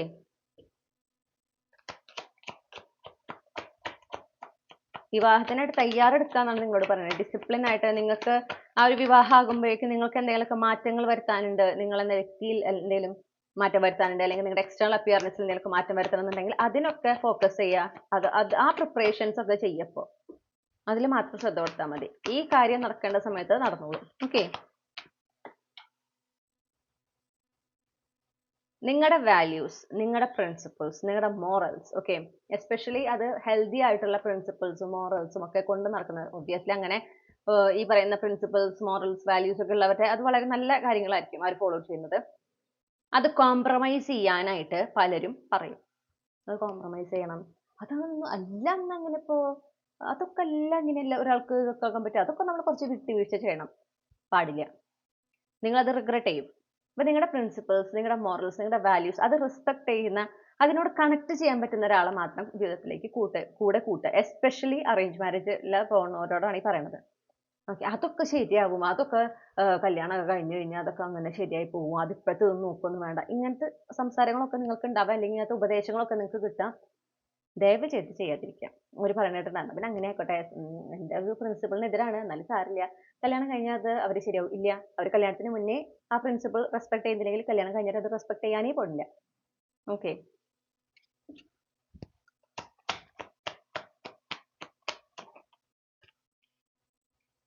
ഒരു അത് മാനിഫെസ്റ്റ് ചെയ്യാൻ പറയുന്നു. മാനിഫെസ്റ്റ് ചെയ്യുമ്പോൾ പ്രതീക്ഷയോടെ മാനിഫെസ്റ്റ് ചെയ്യുക. അതായത് ഞാൻ ആഗ്രഹിക്കുന്ന, അപ്പൊ നിങ്ങളുടെ ഒരു വിവാഹം കഴിക്കാൻ പോകുന്ന ആൾ എങ്ങനെയായിരിക്കണം, ആ ഒരു ലൈഫ് എങ്ങനെയായിരിക്കണം, അവരുടെ ഫാമിലി നിങ്ങൾ എങ്ങനെ ട്രീറ്റ് ചെയ്യണം, അവർ നിങ്ങൾ എങ്ങനെ ട്രീറ്റ് ചെയ്യണം, ആ ഒരു ഫാമിലി ലൈഫ് എങ്ങനെയായിരിക്കണം, ഇതിനെ കുറിച്ചിട്ട് നിങ്ങളൊരു നറേഷൻ ഒക്കെ എഴുതുക, അല്ലെങ്കിൽ ഒരു ക്ലാരിറ്റി വരുത്തുക. ഓക്കെ, ആ ക്ലാരിറ്റി വരുത്തിക്കൊണ്ട് നിങ്ങൾ മാനിഫെസ്റ്റ് ചെയ്യുക. നിങ്ങളുടെ പ്രിഫേർഡ് മാനിഫെസ്റ്റേഷൻ ടെക്നിക്ക് ഉപയോഗിച്ചിട്ട് നിങ്ങൾ മാനിഫെസ്റ്റ് ചെയ്യുക. ആ മാനിഫെസ്റ്റ് ചെയ്യുമ്പോൾ ആ ഒരു പ്രതീക്ഷ ഉണ്ടാവണം അവിടെ. അതായത് ഇതുപോലെ തന്നെയായിരിക്കും എൻ്റെ ലൈഫ്, ഇതുപോലെ തന്നെയായിരിക്കും എൻ്റെ പാർട്ട്ണർ, ഇങ്ങനെ തന്നെയാണ് ഞാൻ ട്രീറ്റ് ചെയ്യപ്പെടുക. ആ ഒരു വളരെ പോസിറ്റീവായിട്ട്, വളരെ ഫെയ്ത്ത്ഫുൾ ആയിട്ട് വേണം നിങ്ങൾ ചെയ്യാം. ആ വിശ്വാസം സ്ട്രോങ് ആയിരിക്കണം. അങ്ങനെ കിട്ടിയാൽ മതിയായിരുന്നു, ഇനി ഇങ്ങനെ ആയില്ലെങ്കിലും ഞാൻ ഇതൊക്കെ പറഞ്ഞിട്ട് വെറുതെ ആവോ, ഇങ്ങനത്തെ ഒരു ചിന്തകളാണെങ്കിൽ അത് വെറുതെ ആവും, സംശയമൊന്നും വേണ്ട. അത് കാരണം നിങ്ങൾ ഓൾറെഡി നിങ്ങൾ തന്നെ ഡൗട്ട് ചെയ്യാണ്. ഓക്കെ, അപ്പൊ പിന്നെ ഡെഫിനറ്റ്ലി അത് നടക്കാനും പോണില്ല.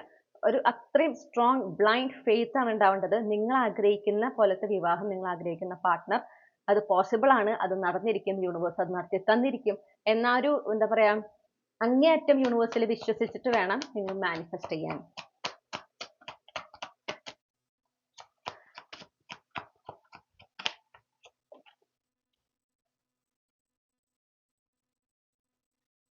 വീണ്ടും നിങ്ങളോട് പേഷ്യൻസ് എനർജി പറയുന്നുണ്ട്. ഓക്കെ, നിങ്ങൾ അതുപോലെ തന്നെ ലൈഫ് എൻജോയ് ചെയ്യാൻ നിങ്ങളോട് പറയുന്നു. എസ്പെഷ്യലി നിങ്ങൾക്ക് വല്ല ട്രാവലിംഗ് ഒക്കെ ഇഷ്ടമുള്ള ഒരാളാണ്, ഒരുപാട് സ്ഥലങ്ങളിൽ യാത്ര ചെയ്യാനൊക്കെ ആഗ്രഹിക്കുന്നുണ്ടെങ്കിൽ ഇപ്പോഴേ നിങ്ങളെ കൊണ്ട് പറ്റുന്ന സ്ഥലങ്ങളിലേക്കൊക്കെ പോവുക. കാരണം നിങ്ങൾ ഈ യാത്രകൾ ചെയ്യുമ്പോൾ, പുതിയ പുതിയ സ്ഥലങ്ങളിലേക്ക് പോകുമ്പോൾ നിങ്ങളെ പോലെ അറിയാതെ നിങ്ങളുടെ എനർജിയിൽ കാര്യമായൊരു പോസിറ്റീവ് ഷിഫ്റ്റ് ഉണ്ടാവും. അത് നിങ്ങൾക്ക് ഈ പറഞ്ഞ വ്യക്തിനെ, ഈ ഹെൽത്തി റിലേഷൻഷിപ്പ് അട്രാക്ട് ചെയ്യുന്നതിന് നിങ്ങളെ ഹെൽപ്പ് ചെയ്യും.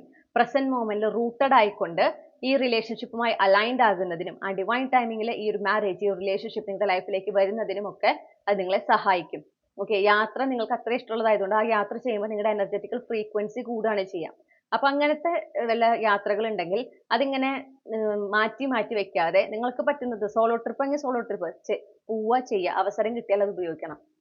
ഓക്കെ, അപ്പൊ എന്താ വെച്ചാല് ഈ ഒരു കാത്തിരിപ്പിന്റെ വിഷമം ഉണ്ടാവില്ല. ആയില്ലല്ലോ, കുറെ നാളായാലും, അതുണ്ടാവില്ല. ഈ പറഞ്ഞ പോലെ നിങ്ങളോട് വീണ്ടും വീണ്ടും പറയുന്നു, പ്രിപ്പയർ ചെയ്യുക. നിങ്ങളിൽ വരുത്തേണ്ട മാറ്റങ്ങൾ, നിങ്ങളിൽ അൺഹെൽത്തി ആയിട്ടുള്ള എന്തെങ്കിലും പാറ്റേൺ ഉണ്ടോ, എന്തെങ്കിലും ബിഹേവിയർ ഉണ്ടോ, അതൊക്കെ നോക്കുക. എന്തെങ്കിലും മൈൻഡ് സെറ്റ് ഉണ്ടോ എന്നൊക്കെ നോക്കുക. ഒരു ഹെൽത്തി റിലേഷൻഷിപ്പിന് തടസ്സമായി നിൽക്കുന്ന എന്തൊക്കെ കാര്യങ്ങളാണ് നിങ്ങളുടെ ഉള്ളിലുള്ളത് എന്നിടത്തുനിന്നാണ് സ്റ്റാർട്ടിങ്. ഓക്കെ, അതാദ്യം റിലീസ് ചെയ്യുക, അതിൽ നിന്ന് നിങ്ങൾ മാറുക, പോസിറ്റീവ് ആയിട്ടുള്ള മൈൻഡ് സെറ്റ് ആക്സെപ്റ്റ് ചെയ്യുക. അങ്ങനെ നിങ്ങളിൽ ആദ്യം മാറ്റം വരുത്തി ആണ് നിങ്ങളുടെ പാർട്ട്ണറിനെ കുറിച്ചുള്ള വ്യക്തത കൊണ്ടുവരിക, ആ റിലേഷൻഷിപ്പിനെ കുറിച്ചിട്ടുള്ള ക്ലാരിറ്റി കൊണ്ടുവരിക. അങ്ങനെ അത് മാനിഫെസ്റ്റ് ചെയ്യുക. അപ്പോൾ നിങ്ങൾക്ക് ശരിക്കും പ്രിപ്പയർ ചെയ്യാനുള്ള സമയമാണ് ഇപ്പോൾ. നിങ്ങൾക്കാണെങ്കിൽ ടൈം ഫ്രെയിം വെച്ചിട്ട് അധികം സമയവും ഇല്ല. അപ്പോൾ ഈ ഒരു ടൈം വേസ്റ്റ് ചെയ്യാതെ നിങ്ങൾ ഏറ്റവും ഒരു ഹെൽത്തി പാർട്ട്ണർ ആകുന്നതിന് വേണ്ടിയിട്ടുള്ള തയ്യാറെടുപ്പുകൾ ചെയ്യണം. അവിടെ നിങ്ങൾക്കറിയാം നിങ്ങൾക്കൊരു ടോക്സിക് ട്രൈറ്റ് ഉണ്ട്, അത് ഞാൻ ഇങ്ങനെയാണ്, എനിക്കൊന്നും മാറാൻ പറ്റില്ല, വരുന്നു അങ്ങനത്തെ ആളെ എന്നെ സഹിച്ചാൽ മതി, അത് പറ്റില്ല. ടോക്സിക് ആണ്, അൺഹെൽത്തി ആണ് എന്നറിഞ്ഞാൽ ആ ഒരു ട്രൈറ്റ് മാറ്റം തന്നെ വേണം. ഓക്കെ, ഈഗോ ആണ് അവിടെ നമുക്ക് എന്ത് തോന്നണേ, ഞാൻ മാറ്റില്ല, ഇത് ഞാൻ ഇങ്ങനെയാണ് എന്നുള്ളത്. അത് വേണ്ട. എന്തിനാ അങ്ങനത്തെ ഒരു കാര്യം? നമുക്ക് ആഗ്രഹം എന്താ, ഹെൽത്തി ആയിട്ടുള്ള ഒരു റിലേഷൻഷിപ്പ് വേണം അല്ലെ, നല്ല പീസ്ഫുൾ ആയിട്ടുള്ള സന്തോഷം നിറഞ്ഞ റിലേഷൻഷിപ്പ് വേണം. അതിനുവേണ്ടി നിങ്ങൾക്ക് ഇങ്ങനെ ഒരു എഫേർട്ട് എടുക്കാലോ. അതിലേക്ക് എത്തുന്നതിന് നിങ്ങളുടെ ഈഗോ ഒരു തടസ്സമാകാതിരിക്കാൻ നിങ്ങൾ ശ്രദ്ധിക്കണം. Self love. ഓക്കെ, അത് തന്നെയാണ് നിങ്ങളോട് പ്രിപ്പയർ ചെയ്യുക നിങ്ങൾ വീണ്ടും വീണ്ടും വീണ്ടും പറയണേ. വളരെ സിമ്പിൾ ആയിട്ട് സെൽഫ് ലവ് എന്താണെന്ന് വെച്ചിട്ടുണ്ടെങ്കിൽ, നിങ്ങളുടെ പാർട്ട്ണർ നിങ്ങൾ എങ്ങനെ സ്നേഹിക്കണം, നിങ്ങൾ എങ്ങനെ കെയർ ചെയ്യണം, നിങ്ങൾ എങ്ങനെ കൊണ്ടു നടക്കണം, ആ റിലേഷൻഷിപ്പ് നിങ്ങൾക്ക് എന്തൊക്കെ ഇമോഷൻസ് നിങ്ങൾ അനുഭവിക്കണം, ഓക്കെ, നിങ്ങളുടെ ലൈഫ് എങ്ങനെയായിരിക്കണം എന്നൊക്കെ നിങ്ങൾക്കൊരു കൺസെപ്റ്റ് ഉണ്ടെങ്കിൽ, അല്ലെങ്കിൽ നിങ്ങൾക്ക് അതിനെക്കുറിച്ചൊക്കെ ഒരു ബോധ്യം ഉണ്ടെങ്കിൽ, അതെല്ലാം നിങ്ങൾ ആദ്യം നിങ്ങൾക്ക് സ്വയം നൽകുക.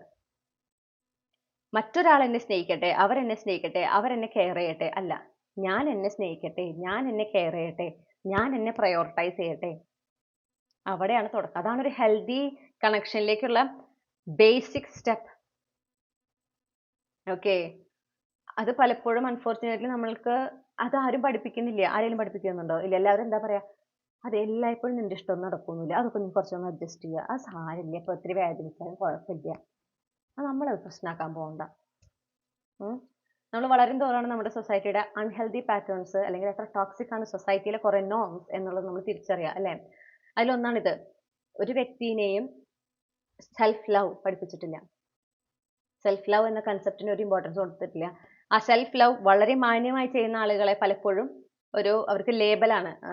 അവരുമായി തന്നിഷ്ടാണ്, അവർക്ക് അവർ മാത്രം, ഭയങ്കര സ്വാർത്ഥതയാണ്. സ്വാർത്ഥത എപ്പോഴാവണത്? നമ്മുടെ സന്തോഷത്തിന് മറ്റൊരാളെ ഉപദ്രവിക്കുക, മറ്റൊരാൾക്ക് ദോഷം വരുന്ന കാര്യം ചെയ്യുക, അത് സ്വാർത്ഥത.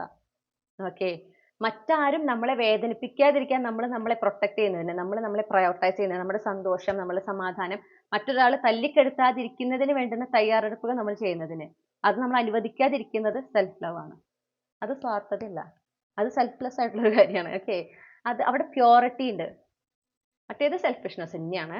നമ്മളുടെ സന്തോഷത്തിന് മറ്റൊരാളെ ഉപദ്രവിക്കുക, മറ്റൊരാളെ ഒരു മോശം അവസ്ഥയിലേക്ക് തള്ളിവിടുക, മറ്റൊരാൾക്ക് വിഷമം കൊണ്ടുവരിക, സെൽഫിഷ്നെസ്, സംശയമില്ല. ഓക്കെ, പക്ഷെ ഈ സെൽഫ് ലവ് എന്നുള്ള കൺസെപ്റ്റ് ഒക്കെ ഈ അടുത്താണ് ആളുകൾ ഇതിനെക്കുറിച്ച് അറിഞ്ഞു തുടങ്ങിയത് അല്ലെ. ഈ അടുത്താണ് അത് ഇമ്പോർട്ടന്റ് ആണെന്ന് അറിഞ്ഞു തുടങ്ങിയത്. പ്രത്യേകിച്ച് ഈ പറഞ്ഞ പോലെ ടാറോ റീഡിങ്സ് പോലുള്ളതൊക്കെ വന്നതുകൊണ്ടാണ് അതൊക്കെ നമ്മൾ അറിയാൻ തുടങ്ങിയത്. അത് വേണ്ടതാണ്, ഇമ്പോർട്ടന്റ് ആണ്. അപ്പൊ നിങ്ങൾക്ക് പ്രത്യേകിച്ച് നിങ്ങൾ ആഗ്രഹിക്കുന്ന ഒരു ഫാമിലി ലൈഫ് പാർട്ട്ണർ ഈ പറഞ്ഞ ടൈം ഫ്രെയിമിനുള്ളിൽ നിങ്ങൾക്ക് ലഭിക്കണമെങ്കിൽ സെൽഫ് ലവ് നിങ്ങൾ പ്രാക്ടീസ് ചെയ്തേ പറ്റൂ.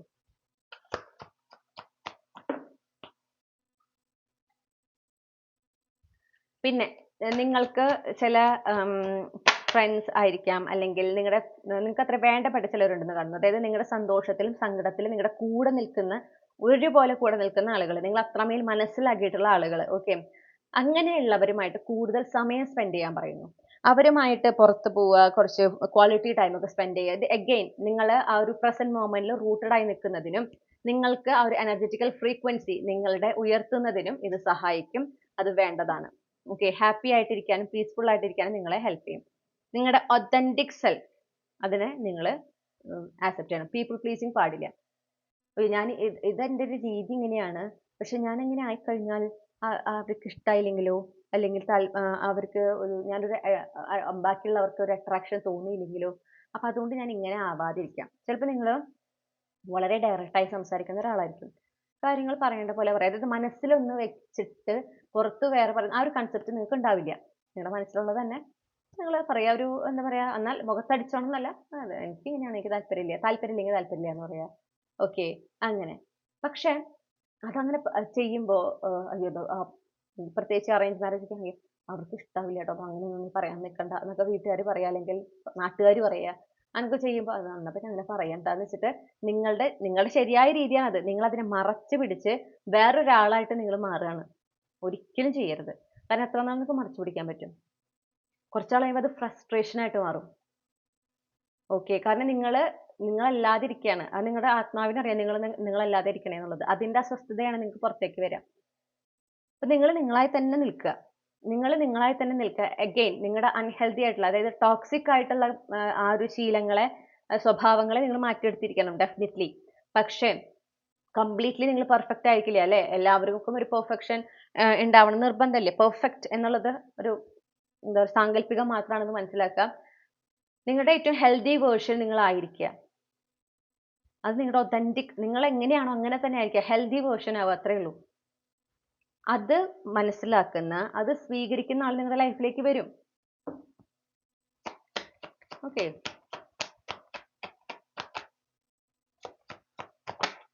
പിന്നെ ഇൻസെക്യൂർ ആവാതിരിക്കുക. നിങ്ങളെ പ്രത്യേകിച്ച് സോഷ്യൽ മീഡിയയിൽ ഇപ്പം ആരെ കണ്ടാലും സുന്ദരികളും സുന്ദരന്മാരാണ് അല്ലെ? അപ്പൊ നമുക്ക് ഇങ്ങനെ കുറെ കാണുന്നവർ, പ്രത്യേകിച്ച് ഇൻസ്റ്റാഗ്രാമിലൊക്കെ പോകുന്നവർ, കുറെയൊക്കെ നോക്കുന്നവരൊക്കെ ആണെങ്കിൽ എന്തൊരു ഭംഗി അവരെ കാണാൻ, അവരുടെ സ്കിൻ കാണാൻ എന്തൊരു ഭംഗി. ചിലപ്പോൾ അവരിങ്ങനെ പറയേണ്ടത് ഞാൻ നാച്ചുറൽ ആയിട്ടുള്ള കാര്യങ്ങൾ മാത്രമാണ് യൂസ് ചെയ്യുന്നത്, ഞാൻ ഇന്ന സാധനം യൂസ് ചെയ്യുന്നത്, എൻ്റെ സ്കിൻ വെറുതെയാണ്. ഒന്നാമത് ചിലപ്പോൾ ഫിൽറ്റർ ഉണ്ടായിരിക്കും.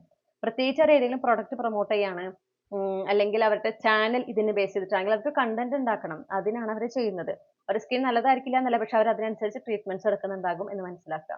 നമ്മുടെ കോമൺ സെൻസ് അവിടെ നിന്ന് ഉപയോഗിക്കുക. ഓക്കെ, പെർഫെക്റ്റ് സ്കിൻ കിട്ടില്ല എന്നല്ല, പക്ഷെ കുറച്ച് നാൾക്കുള്ളിൽ പ്രത്യേകിച്ച് DIYs, നാച്ചുറൽ ഇൻഗ്രീഡിയൻസിലെ DIYs വെച്ചിട്ട് രണ്ടാമത്തെ യൂസിലെങ്കിലും ഒറ്റ യൂസിൽ മാറ്റം വന്നു, ചുമ്മാ പറയാണ്, വെറുതെ പറയാണ്, അതിൽ വീഴരുത്. ഓക്കെ, അപ്പൊ അങ്ങനെ നോക്കിയിട്ട് അവർക്ക് മാറ്റം വന്നു, അപ്പൊ നിങ്ങൾ ചെയ്തു, നിങ്ങൾക്ക് മാറ്റം വന്നില്ല, എന്റെ സ്കിൻ മാറിയില്ല, അവരുടെ എന്ത് രസം കാണാൻ, എന്റെ സ്കിൻ, അപ്പൊ പിന്നെ കമ്പയർ ചെയ്യാൻ തുടങ്ങി. പിന്നെ നിങ്ങളുടെ കാണാത്ത കുറവുകളില്ല, അത് വേണ്ട. നിങ്ങൾ നിങ്ങളായിട്ട് തന്നെ നിൽക്കുക. നിങ്ങളുടെ ആ ഒരു എക്സ്റ്റേണൽ അപ്പിയറൻസ് നിങ്ങൾ ആക്സെപ്റ്റ് ചെയ്യുക. അതിനെ ഹെൽത്തി ആക്കിക്കോളൂ. നല്ല നല്ല ഭക്ഷണങ്ങൾ കഴിച്ചിട്ട്, നല്ല ഹെൽത്തി ആയിട്ടുള്ള ജ്യൂസുകളൊക്കെ കഴിക്കുക, നല്ല ഡയറ്റ് ഫോളോ ചെയ്തിട്ട്. ഓക്കെ, നിങ്ങൾക്ക് അങ്ങനെ ചെയ്യുമ്പോൾ നിങ്ങളുടെ സ്കിൻ നല്ല പെർഫെക്റ്റ് ആയിട്ട് ഉള്ളിലേക്ക് കഴിച്ചുകൊണ്ടാണ് നമുക്ക് ഏറ്റവും എഫക്റ്റീവ് ആയിട്ട് നല്ല സ്കിന്ന് ആക്കിയെടുക്കാൻ നമുക്ക് പറ്റുക.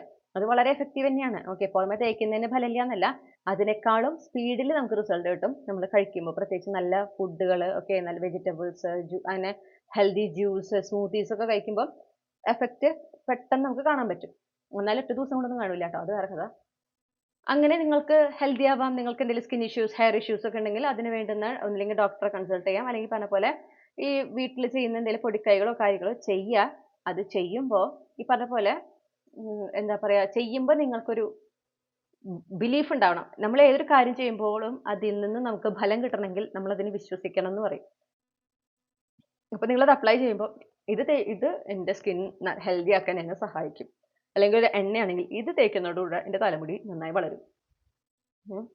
അങ്ങനെ കൺസിസ്റ്റന്റ് ആയിരിക്കണം. പ്രത്യേകിച്ച് നമ്മൾ ഇപ്പൊ ഞാൻ പേഴ്സണലി എനിക്ക് ഹെയർ ഫോളിന്റെ ഇഷ്യൂ ഉണ്ടായിട്ട് ഞാൻ ഡോക്ടറെ കണ്ടപ്പോൾ ഡോക്ടർ പറഞ്ഞൊരു കാര്യമുണ്ട്. 1 വർഷമാണ് എടുക്കാൻ പുതിയ തലമുടി ഉണ്ടാവാനായിട്ട്. 1 വർഷം. 3 മാസം കൊണ്ട് പുതിയ തലമുടി വന്നു, അല്ലെങ്കിൽ ഒരാഴ്ച കൊണ്ട് തലമുടി വന്നു. മനസ്സിലാക്കിക്കോളൂ, അത് തെറ്റാണ്. 1 വർഷം എടുക്കും നമുക്ക് പുതിയ തലമുടി കിളിർത്ത് വന്ന് ഉണ്ടാവാനായിട്ട്. ഓക്കെ. കൺസിസ്റ്റന്റ് ആയിരിക്കുക എന്നുള്ളത് വളരെ ഇമ്പോർട്ടൻ്റ് ആണ്. അപ്പോൾ നമ്മൾ ഏതൊരു കാര്യം ഇപ്പൊ എന്തെങ്കിലും ഒരു സ്കിൻ കെയർ, ഒരൊറ്റ സ്കിൻ കെയർ മതിയാവും. പക്ഷെ അത് നിങ്ങൾ കൺസിസ്റ്റന്റ് ആയിട്ട് ചെയ്യാം. ആ ഒരു വിശ്വാസത്തോടെ ഇതെനിക്ക് എൻ്റെ ഹെൽത്തി സ്കിൻ തരും, അല്ലെങ്കിൽ ഞാൻ ആഗ്രഹിക്കുന്ന ആ ഒരു സ്കിൻ പെർഫെക്ഷൻ എനിക്ക് ഇതിലൂടെ കിട്ടും എന്നുള്ള ആ ഒരു ഉറച്ച വിശ്വാസത്തോടെ നിങ്ങൾ ചെയ്ത് നോക്കൂ. നിങ്ങൾക്ക് റിസൾട്ട് കാണാൻ പറ്റും. ഓക്കെ. പക്ഷെ കൺസിസ്റ്റന്റ് ആയിരിക്കണം. കുറച്ചാൾ ചെയ്തു എന്നിട്ട് മാറ്റുന്നില്ല എന്നാ വേണ്ട അടുത്തത്. ഇത് മാറാനായിട്ട് നിങ്ങൾ സമയം കൊടുക്കണ്ടേ? അതുപോലെ തന്നെയാണ് ഹെയറിന്റെ കാര്യത്തിലും. അപ്പോൾ ഇങ്ങനെ ഇൻസെക്യൂരിറ്റീസ് ഉള്ളതിനൊക്കെ നമ്മൾ മാറ്റിയെടുക്കണം. ഇപ്പോൾ ചിലത് ഈ പറഞ്ഞ പോലെ നമുക്ക് എന്തെങ്കിലും ഒരു ട്രീറ്റ്മെന്റ് ചെയ്തിട്ട് മാറ്റിയെടുക്കാൻ പറ്റുന്നുണ്ടാവും. ഹെൽത്തി ആയിട്ടുള്ളതിൽ ഫോക്കസ് ചെയ്യുക, സ്പീഡ് റിസൾട്ട് കിട്ടുന്നതിൽ അങ്ങനെ അതിങ്ങനെ പോവാതിരിക്കുക. ഓക്കെ. നമുക്ക് ലാസ്റ്റിംഗ് ആയിട്ടുള്ള ഹെൽത്തി ആയിട്ടുള്ള ഓപ്ഷൻസ് ആയിരിക്കണം നിങ്ങൾ എപ്പോഴും ചൂസ് ചെയ്യേണ്ടത്. ഹെൽത്തി ആയിട്ടുള്ള റിസൾട്ട് ആയിരിക്കണം, ലോങ് ലാസ്റ്റിംഗ് ആയിട്ടുള്ള റിസൾട്ട് ആയിരിക്കണം.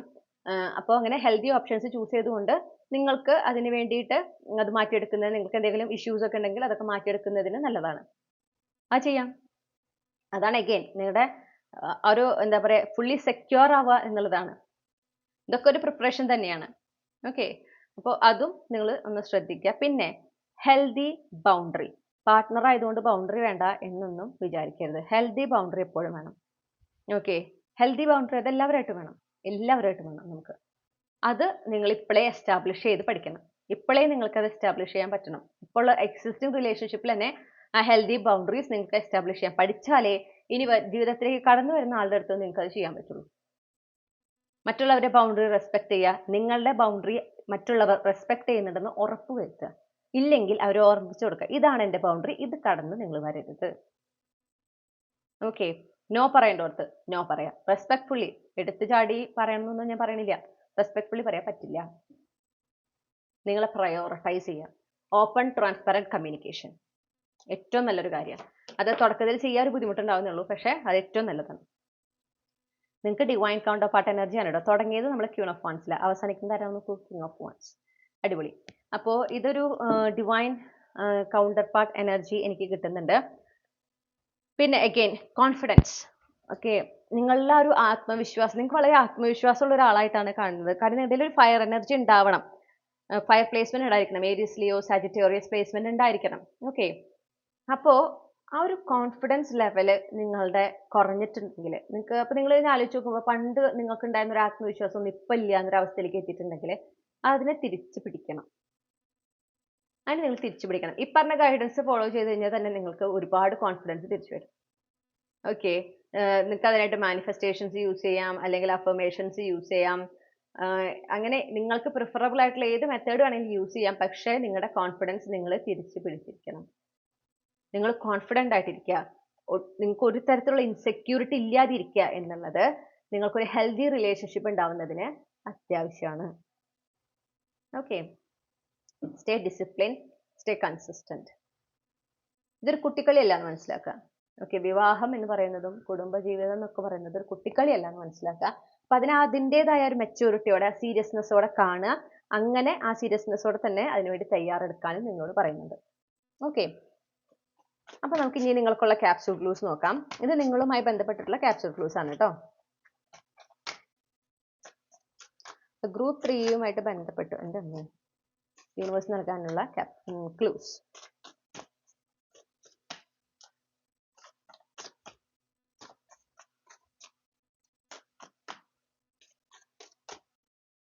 ഓക്കെ. നിങ്ങൾക്ക് വേണ്ടതിന് ഒറ്റ അടിക്ക് വന്നിട്ടുണ്ട്. ഞാൻ അതൊന്ന് അറേഞ്ച് ചെയ്തിട്ട് തിരികെ വരാം. ഓക്കെ. അപ്പോൾ നമുക്ക് കിട്ടിയിട്ടുള്ള ഇമ്പോർട്ടൻറ്റ് ഡേറ്റ്സ് തന്നെ ആദ്യം പറയാം. വളരെ ഇൻട്രസ്റ്റിംഗ് ആണ്. അപ്പോൾ ഇതിൽ നിങ്ങളുടെ ജനനത്തീയതി ഉണ്ടാവാം, എക്സ്ട്രാ കൺഫർമേഷൻ ആണ്. പക്ഷേ ഈ ഡേറ്റ് ഒന്ന് നിങ്ങൾ നോട്ട് ചെയ്ത് വെക്കണം. കാരണം ഈ പറഞ്ഞ ഏതെങ്കിലും തീയതികളിൽ നിങ്ങളുടെ വിവാഹം നടത്താനുള്ള എല്ലാ സാധ്യതയും നമുക്ക് കാണുന്നുണ്ട്. 26, 27, നല്ലോണം ഷഫിൾ ചെയ്യുന്നൊരു ഡെക്കാണ് എന്ന് ഓർക്കണം കേട്ടോ. 28, 29. നിങ്ങൾക്ക് ഓർഡറിലാണ് വന്നിരിക്കണേ. ഓക്കെ. എന്തെങ്കിലും റീസൺ ഉണ്ടായിരിക്കും. അപ്പോൾ അതൊന്ന് നോട്ട് ചെയ്ത് വെക്കുക. അതുപോലെ 2 ആഴ്ചകൾ കിട്ടിയിട്ടുണ്ട്. തിങ്കളാഴ്ച, ചൊവ്വാഴ്ച. നിങ്ങൾ ജനിച്ചത് ഇത് ഏതെങ്കിലും ദിവസത്തിലായിരിക്കാം. അതുപോലെ തന്നെ ഈ ആഴ്ച ഈ ദിവസങ്ങളൊന്ന് നോട്ട് ചെയ്യുക. ഈ പറഞ്ഞ ഏതെങ്കിലും തീയതികളിൽ ഈ പറഞ്ഞ ഏതെങ്കിലും ആഴ്ചയിലൊക്കെ ആവും നിങ്ങളുടെ വിവാഹം നടക്കാനായിട്ട് സാധ്യത. ഇനി നമുക്ക് ജന്മനക്ഷത്രങ്ങൾ കിട്ടിയിട്ടുണ്ട്. ഇത് നിങ്ങളുടെ ജന്മനക്ഷത്രം ആകാട്ടോ. അതിൽ ഏതെങ്കിലും ഒന്ന് മൂലം, വിശാഖം, മകയിരം, ഉത്രം. ഇനി കർക്കിടക മാസത്തിലായിരിക്കാം നിങ്ങൾ ജനിച്ചിട്ടുണ്ടാവുക. ഓക്കെ, അപ്പൊ കർക്കിടകത്തിനോട് അസോസിയേറ്റ് ചെയ്ത് നിൽക്കുന്ന ഇംഗ്ലീഷ് മന്ത്സ് നോക്കിക്കോളൂ. നിങ്ങൾക്ക് അതൊരു കൺഫ്യൂഷൻ ആണെങ്കിൽ ആ ഒരു മാസത്തിലായിരിക്കും നിങ്ങളുടെ ഡേറ്റ് ഓഫ് ബർത്ത് വരുന്നത്. ഓക്കെ, ഇനി അക്ഷരങ്ങളാണ്. ഈ അക്ഷരങ്ങൾ നിങ്ങളുടെ first name, middle name, last name initials ആയിരിക്കാം, അല്ലെങ്കിൽ ഈ ലെറ്റേഴ്സ് നിങ്ങളുടെ പേരിൽ ഉണ്ടാവാം. ഠ, ങ, ർ, ല. ഓക്കെ, അപ്പൊ ഇത്രയുമാണ് നമുക്ക് ലഭിച്ചിട്ടുള്ള ക്ലൂസ്. ഇതാണ് നിങ്ങളുടെ റീഡിംഗ് ഗ്രൂപ്പ് 3. ഈ റീഡിങ്ങിലൂടെ നിങ്ങൾ ആഗ്രഹിച്ചൊരു ക്ലാരിറ്റി, നിങ്ങൾക്ക് ആവശ്യമായ ഗൈഡൻസ് ലഭിച്ചു എന്ന് വിശ്വസിക്കുകയാണ്. റീഡിംഗ് ഇഷ്ടപ്പെട്ടാൽ മറക്കാതെ ചന്ദ്രകണ്ഠ ടാരോട്ട് സബ്സ്ക്രൈബ് ചെയ്യുക, റീഡിംഗ് ലൈക്ക് ചെയ്യുക, ഫാമിലിക്കും ഫ്രണ്ട്സിനും ഷെയർ ചെയ്യുക. നിങ്ങളുടെ ഫീഡ്ബാക്ക് എന്താണെന്ന് കമന്റ് സെക്ഷനിൽ അറിയിക്കാം. പേഴ്സണൽ റീഡിംഗ് വേണമെങ്കിൽ എനിക്ക് ഇമെയിൽ അയക്കാം, അല്ലെങ്കിൽ വാട്സപ്പിൽ മെസ്സേജ് ചെയ്യാം. കോൺടാക്ട് ഡീറ്റെയിൽസ് ഡിസ്ക്രിപ്ഷനിൽ നൽകിയിട്ടുണ്ട്. അപ്പോൾ ഈ വർഷം മുതൽ ആരാണ് നിങ്ങളുടെ ജീവിത പങ്കാളി എന്ന വിഷയത്തിൽ ഞാൻ പേഴ്സണൽ റീഡിംഗ്സ് കൊടുക്കുന്നുണ്ട്. കുറച്ച് ഡീറ്റെയിൽഡ് ആയിരിക്കും. ഓക്കെ, കുറച്ചധികം വിവരങ്ങൾ ഉൾപ്പെടുത്തിയിട്ടുണ്ടാവും. പ്രധാന ആകർഷണം എന്ന് പറഞ്ഞു കഴിഞ്ഞാൽ നിങ്ങളുടെ ജീവിത പങ്കാളിയെ മാനിഫെസ്റ്റ് ചെയ്യാൻ നിങ്ങൾക്ക് വ്യക്തിപരമായിട്ട് ഏറ്റവും എഫക്റ്റീവ് ആയിട്ടുള്ള മാനിഫെസ്റ്റേഷൻ ടെക്നിക്കും ഞാൻ അതിലൂടെ ഷെയർ ചെയ്യും. ഓക്കെ, അപ്പോൾ അങ്ങനത്തെ ഒരു റീഡിംഗ് താല്പര്യമുണ്ട് എന്നാണെങ്കിൽ തന്നിരിക്കുന്ന കോൺടാക്ട് ഡീറ്റെയിൽസ് ഉപയോഗിച്ചിട്ട് നിങ്ങൾക്ക് എന്നെ കോൺടാക്ട് ചെയ്യാം. നിങ്ങളുടെ റീഡിംഗ് നിങ്ങൾക്ക് ബുക്ക് ചെയ്യാവുന്നതാണ്. മറ്റൊരു റീഡിങ്ങിലൂടെ നമ്മൾ വീണ്ടും കണ്ടുമുട്ടും എന്ന വിശ്വാസത്തോടെ ഞാൻ ഈ റീഡിംഗ് ഇവിടെ അവസാനിപ്പിക്കുന്നു. നിങ്ങൾക്ക് എല്ലാ നന്മകളും നേരാണ്. Thank you.